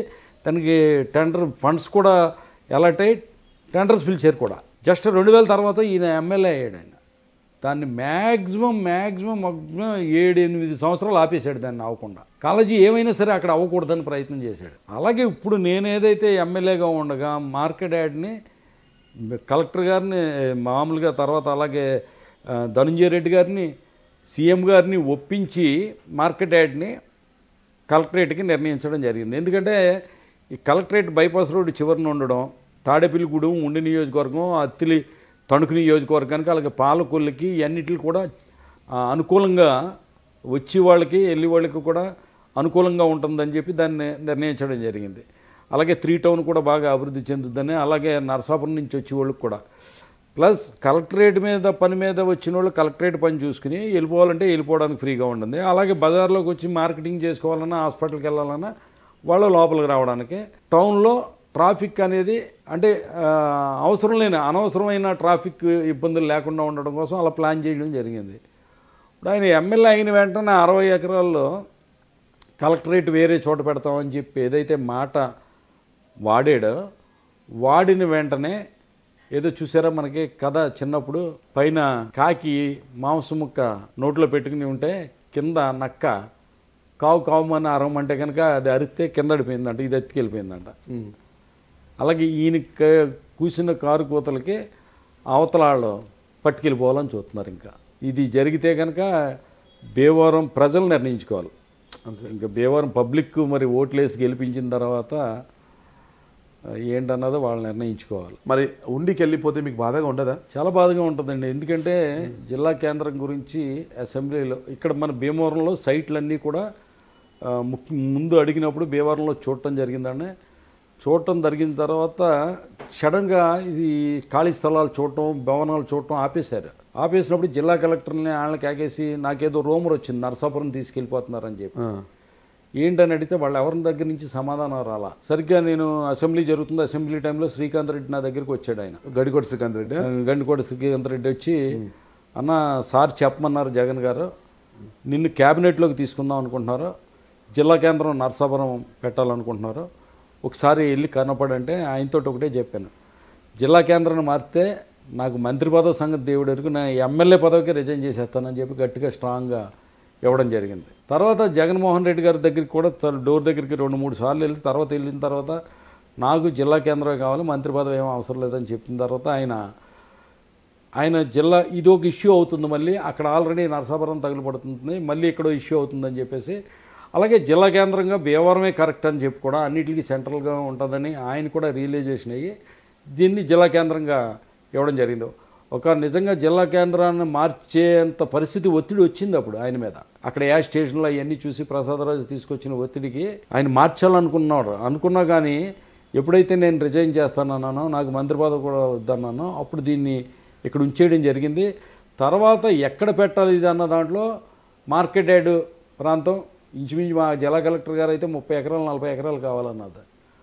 అంత 30 ఎకరాలు లేదండి, 20 ఎకరాలు మార్కెట్ యార్డ్లో ఉంది. ఈ మార్కెట్ యార్డ్ని ఆల్రెడీ జగనన్న కాలనీలో 16.5 ఎకరాలు ఖాళీ ఉంది. అక్కడ ఈ మార్కెట్ యార్డ్ని జగనన్న కాలనీలో మనం పెట్టుకుందాం. ఇది సెంటర్లో ఉంటుంది, పట్టణం అభివృద్ధి చెందుతుంది, అందరికీ కూడా అందుబాటులో ఉంటుందని దీన్ని ఓకే చేయించడం జరిగింది. దీనికి ధనంజయ రెడ్డి గారు సీఎం గారు కూడా యాక్సెప్ట్ చేయడం జరిగింది. ఏదైతే ఇప్పుడు ప్రజెంట్ ఎమ్మెల్యే రామాంజనేయులు గారు ఎన్నిక అయిన తర్వాత ఆయన చెప్పింది ఏంటంటే 60 ఎకరాల్లో ఎక్కడో కలెక్టరేట్ కడతానని చెప్పడం. ఎందుకంటే ఆయన ఇది ఇక్కడ కలెక్టరేట్ అయితే కనుక ఇది గ్రంథి శ్రీనివాస్ ముద్ర ఉంటుంది, అప్పుడు గ్రంథి శ్రీనివాస్ ఇక్కడికి తీసుకొచ్చాడు అని ఈ టైపు ఒక ఇమేజ్ నాకు వస్తుందనే ఉద్దేశంతో దీన్ని ఎక్కడికో తరలించేయాలనే ఆలోచనతో ఏదైతే మాట్లాడాడో దీన్ని అవకాశంగా తీసుకుని రఘురామకృష్ణరాజు గారు ఇంకొకళ్ళు బయటికి తీసుకెళ్ళిపోవాలని ప్రయత్నం చేస్తున్నారంటే కనుక అది చాలా దురదృష్టకరమైన పరిణామాలు అవుతాయి. ఎందుకంటే ముఖ్యంగా గతంలో నేను ఎమ్మెల్యేగా ఉన్నప్పుడు జూనియర్ కాలేజీ ఒకటి నియోజకవర్గం నుంచి వెళ్ళిపోయి పరిస్థితి వచ్చినప్పుడు జూనియర్ కాలేజీ నిలబెట్టాలని చెప్పి మాది సొంతంగా పొలం 35 సెంట్లు స్థలం ఇచ్చి కాలేజీని నిర్మించడం జరిగింది. దానికి అన్ని శాంక్షన్స్ అయ్యి టెండర్లు పిలిచినా కూడా కాలేజీ నిర్మాణం అవ్వకుండా ఇదే అంజిబాబు సుమారు 8 సంవత్సరాలు దాన్ని అడ్డుకోవడానికి ప్రయత్నం చేశాడు. తప్పనిసరి పరిస్థితుల్లో ఇంకా ఎట్టి పరిస్థితుల్లో జరగవలసిన పరిస్థితులు ఉండటంలో ఆయన శంకుస్థాపన చేయడం జరిగింది. అలాగే ఇప్పుడు దీన్ని కూడా ఇది జిల్లా కేంద్రం కోసం ఆయన సాక్రిఫైస్ చేశాడు, దానివల్ల జిల్లా కేంద్రం వచ్చింది. పైగా అతను పెట్టిందే మార్కెట్ యార్డ్, అందరూ కూడా పబ్లిక్ అంతా కూడా యాక్సెప్ట్ చేశారండి మార్కెట్ యార్డ్ని. దానివల్ల గ్రంథి శ్రీనివాస్కి ఏదన్నా ఇమేజ్ పెరుగుతుందేమో అనే ఒక అభద్రతా భావంతో ఇలా రామాంజనేయులు గారు ఇచ్చిన స్టేట్మెంట్ ఇది వేరే నియోజకవర్గానికి వెళ్ళిపోయే పరిస్థితులు వస్తున్నాయంటే కనుక దాన్ని భీమవరం ప్రజలు ఎట్టి మాత్రం సహించరు. మళ్ళీ తిరిగి పార్టీ పెద్దల నుంచి ఏదైనా కబురు వస్తే లేదా అయిపోయింది మళ్ళీ నువ్వు రీజాయిన్గా పార్టీలోకి యాక్టివ్గా అని చెప్తే మళ్ళీ రీబ్యాక్ వచ్చే అవకాశం ఏమైనా ఉందా? లేదు సార్, ఎందుకంటే నేను చెప్పాను జగన్ గారి గురించి కాదు. వీళ్ళు ఈ పార్టీలో జిల్లాలో ఉన్న నాయకులు ఎవరైతే ఉన్నారో వీళ్ళ మాట వాళ్ళు వింటారో వీళ్ళు ఎవరు వింటారు వీళ్ళ మాట? జగన్ గారు వింటారా? జగన్ గారు వింటారండి, సజ్జల గారు వింటాడు, సుబ్బారెడ్డి గారు వింటారు, విజయసాయి రెడ్డి గారు వింటారు. మీరే అంటారు జగన్ గారు నాకు బాగా గౌరవం ఇస్తారు, జగన్ గారు నన్ను బాగా చూసుకుంటారని. సార్ మొన్న జగన్ గారితో జరిగిన మీటింగ్లో 6వ తారీఖున వెళ్ళి కలిసినప్పుడు ఒకటే చెప్పాను. ఆయనతో ఏమన్నానంటే, అన్న మీకు ఒకసారి ఒక వ్యక్తిని ఉండి నియోజకవర్గ ఇన్ఛార్జిగా నియమించాలనుకున్నారు, మీరు పేరు వద్దురండి. ఇప్పుడు ఆ వ్యక్తి మొన్న ఎలక్షన్లో వాళ్ళ కుటుంబం జనసేనకు చేశారు. అతనేమో తెలుగుదేశం పార్టీకి వాటికి డబ్బు సర్దుబాటు చేశాడు. అతన్ని మీరు ఉండి నియోజకవర్గానికి ఇన్ఛార్జిగా నియమించాలని డిసైడ్ అయిపోయారు. నేను ఆ రోజులు లక్కీగా అపాయింట్మెంట్ ఉండేసి మీ దగ్గరికి వచ్చాను. నాకు వస్తూ ఉంటే కారులో తెలిసింది. మిమ్మల్ని అడిగాను, ఏంటన్నా ఎలా నియమింతారు ఆయన్ని? అతను జనసేనకు చేశాడు, వాళ్ళ ఫ్యామిలీ అంతా కూడా జనసేనకు చేశారు. మీరేమో అతనేమో డబ్బులు కూడా తెలుగుదేశానికి సర్దుబాటు చేశాడు, అతన్ని ఇన్ఛార్జిగా ఎలా నియమింతారా అన్న అని నేను అడిగాను. అడిగితే మీరు ఏమన్నారు? నీకు అన్ని అనుమానాలు అని అన్నారు. నన్ను కావాలితే ఎంక్వైరీ చేసుకోమన్నాను నేను. మీరు ఎంక్వైరీ చేసుకున్నారు, ఎంక్వైరీ చేసుకుని ఫోన్లు వచ్చినాయి కొంతమందికి. ఎంక్వైరీ చేసుకున్న తర్వాత అతను ఆపారు మీరు. కానీ నా మీద నమ్మకం లేదు కదా, నేను చెప్పిన మాట మీద నమ్మకం లేదు కదా, కానీ మీరు ఎంక్వైరీ చేసుకున్నారు కదా. మీకు అన్నీ తెలుసు, మీరు సర్వంతర్యామి, ప్రతి చిన్న విషయం కూడా మీకు తెలుసు అని మేము మిమ్మల్ని ఒక రేంజ్లో ఊహించుకుంటామన్నా అంటే ఆయన అన్నాడు, నాకేం తెలుసు, తెలియదు కదా దాని గురించి. అదేంటన్నా మేము అలా అనుకోమన్నా, మిమ్మల్ని హీరో కింద మీకు అన్నీ తెలుసు, మీకు తెలియంది ఏది లేదు అని మేము అనుకుంటాం మేము. అలాగే రాజశేఖర రెడ్డి గారు ఉన్నప్పుడు కూడా రాజశేఖర రెడ్డి గారిని కూడా అలాగే అనుకున్నాం. డైరెక్ట్ నేను రాజశేఖర రెడ్డి గారు మధ్యలో వాళ్ళ దగ్గరికి వీళ్ళ దగ్గరికి ఏమి నేను వెళ్ళేవాడిని కాదు. ఇప్పుడు కూడా నేను మీరు మధ్యలో ఎవరి దగ్గరికి తిరగను, సజ్జల గారి దగ్గరికి లేకపోతే వాళ్ళ దగ్గరికి వీళ్ళ దగ్గరికి నేను తిరగవలసిన పని లేదు నాకు. నేను అలా ఊహించుకున్నానన్నా, మరి మీరు ఎలా అంటే నేనేం చేయలేను కదా, మీకు అన్నీ తెలుసు అనుకుంటానంటే నాకేం తెలుసు అన్నీ అన్నారు. అలాగే ఏంటంటే వీళ్ళంతా క్వార్టరీ అక్కడ ఉన్నప్పుడు ఆ క్వార్టరీ వీళ్ళు చెప్పిన మాట వాళ్ళు వింటున్నప్పుడు మనం ఏం చేయలేం కదండి. తిరిగి పోయే ప్రసక్తి లేదు, మళ్ళీ కండవ కప్పుకోరు. నాకు రాజకీయం అంటేనే అంత ఇంట్రెస్ట్ లేదు సార్. ఇప్పుడు అవునా? వైసీపీలోకి వెళ్ళరు అసలు. నేను 2019లో నేను కంటెస్ట్ చేయకూడదు అనుకున్నాను నేను. మీకు అప్పుడు కూడా ఒక సంఘటన చెప్తాను. ఇప్పుడు రాజీనామా చేయడానికి దానికి కూడా ఒకటే సినేరియా. 19లో నేను పోటీ చేయనన్నా, ఆయన పాదయాత్ర మొదలుపెట్టారు. పాదయాత్ర మొదలుపెట్టినా నేను ఈ కాన్స్టిట్యున్సీ జిల్లాకు వస్తే జిల్లా తప్ప వెళ్ళి ఎక్కడికో వెళ్ళి కలవడాలో ఇటువంటి చేయను నేను అనలేదు, కలవలేదు. వెళ్ళినోళ్ళని ఆయన అడుగుతున్నాడు, గన్సీన్ అన్న ఎక్కడని అంటున్నాడు. నాకు ఇంట్రెస్ట్ లేదు, పోటీ చేయను అని అంటున్నాను. ఇదే జిల్లాకు సంబంధించిన నాయకులు చాలామంది వచ్చి అలా కాదు ఎక్కడ కూర్చుని పేరు నాని వీళ్ళందరూ వచ్చి కూర్చుంటాం, అలా కాదు నువ్వు పోటీ చేయాలని అడుగుతూ నాకు ఇంట్రెస్ట్ లేదని నేను సోషల్ సర్వీస్ చేద్దాం అనుకుంటున్నాను. ఎప్పుడు కూడా పబ్లిక్లో ఉండేటట్టు. ఇది 5 ఏళ్ళ పదవి, 5 ఏళ్ళ తర్వాత మళ్ళీ ఎవడ చూడడం, కంటిన్యూగా సోషల్ సర్వీస్ చేసేది ఏదో చేద్దాం అనుకుంటున్నాను అలా అనుకుంటాం. ఇలా అనుకుంటున్నప్పుడు మళ్ళీ నన్ను రెచ్చగొట్టడానికి ఏం చేశారంటే, ఉండి ఇన్ఛార్జ్ అని చెప్పాను కదండి, అదే వ్యక్తిని మళ్ళీ అప్పుడు కూడా నేను నియోజకవర్గ ఇన్ఛార్జిగా ఉన్నాను. ఇదే కొయ్య మోషన్ రాజు, ఇదే ప్రసాద్ రాజు కనీసం నాతో కలిసి నువ్వు పోటీ చేయని అంటున్నావు కదా, ఎవరిని పెడదాం ఏంటి, దాని పలానా ఆయన ఉన్నాడా, ఆయన దగ్గరికి వెళ్దాం అడుగుదాం రా అని నన్ను కలుపుకుని వెళ్తే అతను క్యాండిడేట్ అయిపోతాడు. కాకుండా నాకు సంబంధం లేకుండా నన్ను పక్కన పెట్టి అతనితో మంతనాలు జరుపుతూ అతన్ని క్యాండిడేట్గా పెట్టాలని ఆ ప్రయత్నాలు చేస్తున్నప్పుడు నాకు ప్రెస్టీజ్ వచ్చింది. నన్ను రెచ్చగొట్టడం జరిగింది. అప్పుడు నేను మళ్ళీ వెళ్ళి జగన్ గారిని పాదయాత్రలో కలిశాను. పాదయాత్రలో కలిసినప్పుడు ఆయన ఏమన్నాడంటే, నీ ఫోటో పేపర్లో వేద్దాం అనుకున్నాను, ఈ వ్యక్తి ఎక్కడున్నా తెలియజేయవలసిందని ఇవాళ ఇద్దాం అనుకున్నాను అన్నాడు. అన్న తర్వాత ఆయనతో అక్కడ కలిసామన్న తర్వాత పాదయాత్ర మీటింగ్ అయిపోయిన తర్వాత ఆయనతో నడుస్తా చెప్తుంటే నేను అనుకున్నట్టుగానే ఆయన అన్నాడు, అన్న ఎన్నికల్లో గెలిచినా ఓడినా ఏదైనా సరే పోటీ చేయాలి, పోటీ చేయకపోతే రాజకీయాల్లో తెరమరుగైపోతావు అని అన్నాడు. ఆయనకి మరి వినిపించిందో లేదో ఆ పాదయాత్రలో ఏదో చెప్పుకుంటా, నా బాధలు నేనే చెప్పుకుంటా వెళ్ళాను. ఆ మాట ఆయన అన్నాక నేను అప్పుడు వీళ్ళు రెచ్చగొట్టడం వల్ల నేను మళ్ళీ రంగంలో దిగాను, లేకపోతే నేను పోటీ చేయను. అప్పుడు ఓకే నేను పోటీ చేయను. ఇప్పుడు ఎవరైనా రెచ్చగొడితే ఇప్పుడు అలా రెచ్చగొట్టి కదా పంపించేశారు నన్ను పార్టీలోంచి బయటికి. మీరు వెళ్ళిపోయారు, వాళ్ళు పంపించలేదు కదా. అది పంపించేసిందేనండి ప్లాన్, అది చాలా ప్లాన్ అండి అది. ఇప్పుడు నేను ఎలా అనగానే ప్లాన్లో మీరెందుకు బలైనారు? గట్టిగా నిలబడాలి కదా. ఇక్కడ గట్టిగా నిలబడటానికి నాకు ఇంట్రెస్ట్ లేదు కదండి రాజకీయం కూడా. మరి ఇంట్రెస్ట్ అసలు వీళ్ళందరూ ఉండగా దీంట్లో ఉండకూడదని అనుకున్నాను. అవునా? ఉండకూడదని. మరి ఎటువైపు, అటు పసుపు కండువానా, గ్లాస్ దగ్గరికి వెళ్ళిపోతారా, కాషాయపు కండువానా? నుదుటిని ఎట్లా కాషాయ బొట్టు పెట్టారు కాబట్టి అంటే ఒకటి అంటే ఇది టాప్ సీక్రెట్. మామూలుగా నాకు 2024 ఎలక్షన్లకి 2 years బిఫోర్ అనుకుంటా నాన్నగారు సంవత్సరీకానికి కాశీ వెళ్ళినప్పుడు తెలుగుదేశం పార్టీకి సంబంధించిన నెల్లూరు జిల్లా ఒక నాయకుడు మాకు ఫోన్ చేశాడు. సార్ మీరు చెప్పకపోయినా మాకు తెలుసు బీద రవిచంద్ర యాదవ్ గారు చేశారు. ఆయన చేసి తెలుగుదేశంలోకి ఆహ్వానించారు. అప్పుడు మేము అక్కడ అడావుల్లో ఉండి ఆయన నెంబర్ మేము ఫీడ్ చేసుకోకపోవడం, తర్వాత ఇక్కడ కాశీలో ఉన్నామండి మళ్ళీ బీవర్ వెళ్ళిన తర్వాత మా వాళ్ళతో మాట్లాడి చెప్తామని అంటాం. తర్వాత ఆయన ఏమన్నా కాల్స్ చేసి ఉంటారు, ఆ కాల్ ఫీడ్ చేసుకోలేదు అడావాళ్ళలో కాశీలో. ఆయన చేసి ఇంక మా దగ్గర నుంచి రెస్పాన్స్ లేదని చెప్పి ఆగిపోయి ఉంటారు.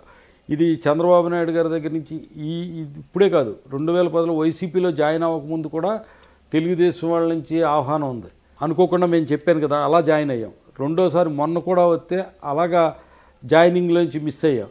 అలాగే జనసేన పార్టీ నుంచి కూడా మా మిత్రుడు తోటగోపి ఎన్నికలు అయిపోయిన తర్వాత చెప్పడం జరిగింది. జనసేనలోకి అడగమన్నారని, మీరు వస్తే బాగుంటుందని అడగమన్నారని అంటే మరి చెప్పలేదు. ఏంటంటే మీరేమో 175 అంటున్నారు కదా అని చెప్పలేదని అంటే, ఏమో వస్తానో రానో అది వేరే సంగతి, విషయాన్ని సబ్జెక్ట్ని చేయాలి కదా, మనకి ఫార్వర్డ్ చేయాలి కదా అంటే మీరు రారేమో అనుకుని ఇంక చెప్పలేదండి అని అన్నాడు. అలా జనసేన నుంచి అడిగారు అన్నది. జనసేన నుంచి పిలుపు ఎలా వచ్చింటుంది మీకు? 2019 ఆయన మీద గెలిచారు, తర్వాత వాళ్ళ కార్యకర్తలు దాడి చేశారని ఆరోపణ ఉంది. పవన్ కళ్యాణ్ ఖరీదంతో చెప్తే కొంటానన్నారు, మీరు కామెంట్ కూడా చేశారు కదా. అప్పుడు చేయలేదండి. ఆయన ఎప్పుడన్నా నన్ను విమర్శింతే నేను దానికి ప్రతి విమర్శ చేశాను తప్ప పని కట్టుకుని ఆయన విమర్శించవలసిన పని లేదన్న. మరి జనసేన అటుంది, టీడీపీలో చూస్తే లోకేష్ యువగలం పాదయాత్ర రాళ్ల వర్షం కురిపించారనేది ఆరోపణలు ఉన్నాయి. ఎలా మీకు రెండు పార్టీలలో ఎట్లా వస్తుంది మీకు పిలుపు? సార్ రాజకీయ వాస్తవం కాదు కదా సార్ అది. నేను రాళ్ల వర్షం కురిపించడం అనేది అవాస్తవం. అది జనసేన సంబంధం లేదు. నేను రాళ్ల వర్షం కురిపించాలని అంటే కనుక ఇప్పుడు ఒకటి, నేను చాలా గొప్పవాడిని పెద్దవాడిని అని చెప్తా. స్థానికంగా ఇప్పుడు నీటిలో ముసలి ఎంత బలమైంది, అలాగే ఇక్కడ నేను బలవంతుడినే అంతే. మరి అక్కడ మామూలుగా లోకేష్ గారు వచ్చారనుకో, నేను ఆయన్ని అడ్డుకోవాలంటే కనుక 5,000 నుంచి 10,000 బాహుబలి పర్సనాలిటీ కూడా కాదు, చిన్న పర్సనాలిటీ మీరు, అల్లు రామలింగయ్య పర్సనాలిటీ మీరు. అయినా ఇంత బలవంతుడు ఎలాంటి మీరు? 5,000 నుంచి 10,000 మంది ఉంటారు సార్ అక్కడ. సభే జరగనివ్వను కదా, ఈ 100 మంది 50 మంది అక్కడ పెట్టుకుని అదండి నా స్టామినా. సరే, ఈ రెండు పార్టీ ఇప్పుడు వైసీపీకి ఇక పోరు, వీళ్ళు ఉన్నంత వరకు పోరు, బయటకు వచ్చేసారు. మరి మీ జర్నీ అటు టీడీపీనా, బీజేపీనా, జనసేననా? ఇప్పుడు అంత ఆలోచించవలసిన అవసరం ఏముంది సార్? మొన్నటి వరకు ఒకటి అన్నారు కదా, తోట సీతారామలక్ష్మితో సంబంధం కుదుర్చుకున్నారు, ఏదో బియ్యం అందుతున్నారు వాళ్ళ తమ్ముడి కూతురుకో ఏదో మీ ఇంట్లో తమ్ముడు గారా, అదే బయట పుకారండి అది. ఆమె ద్వారా టీడీపీలోకి మార్గం సుగమం చేసుకుంటున్నారు.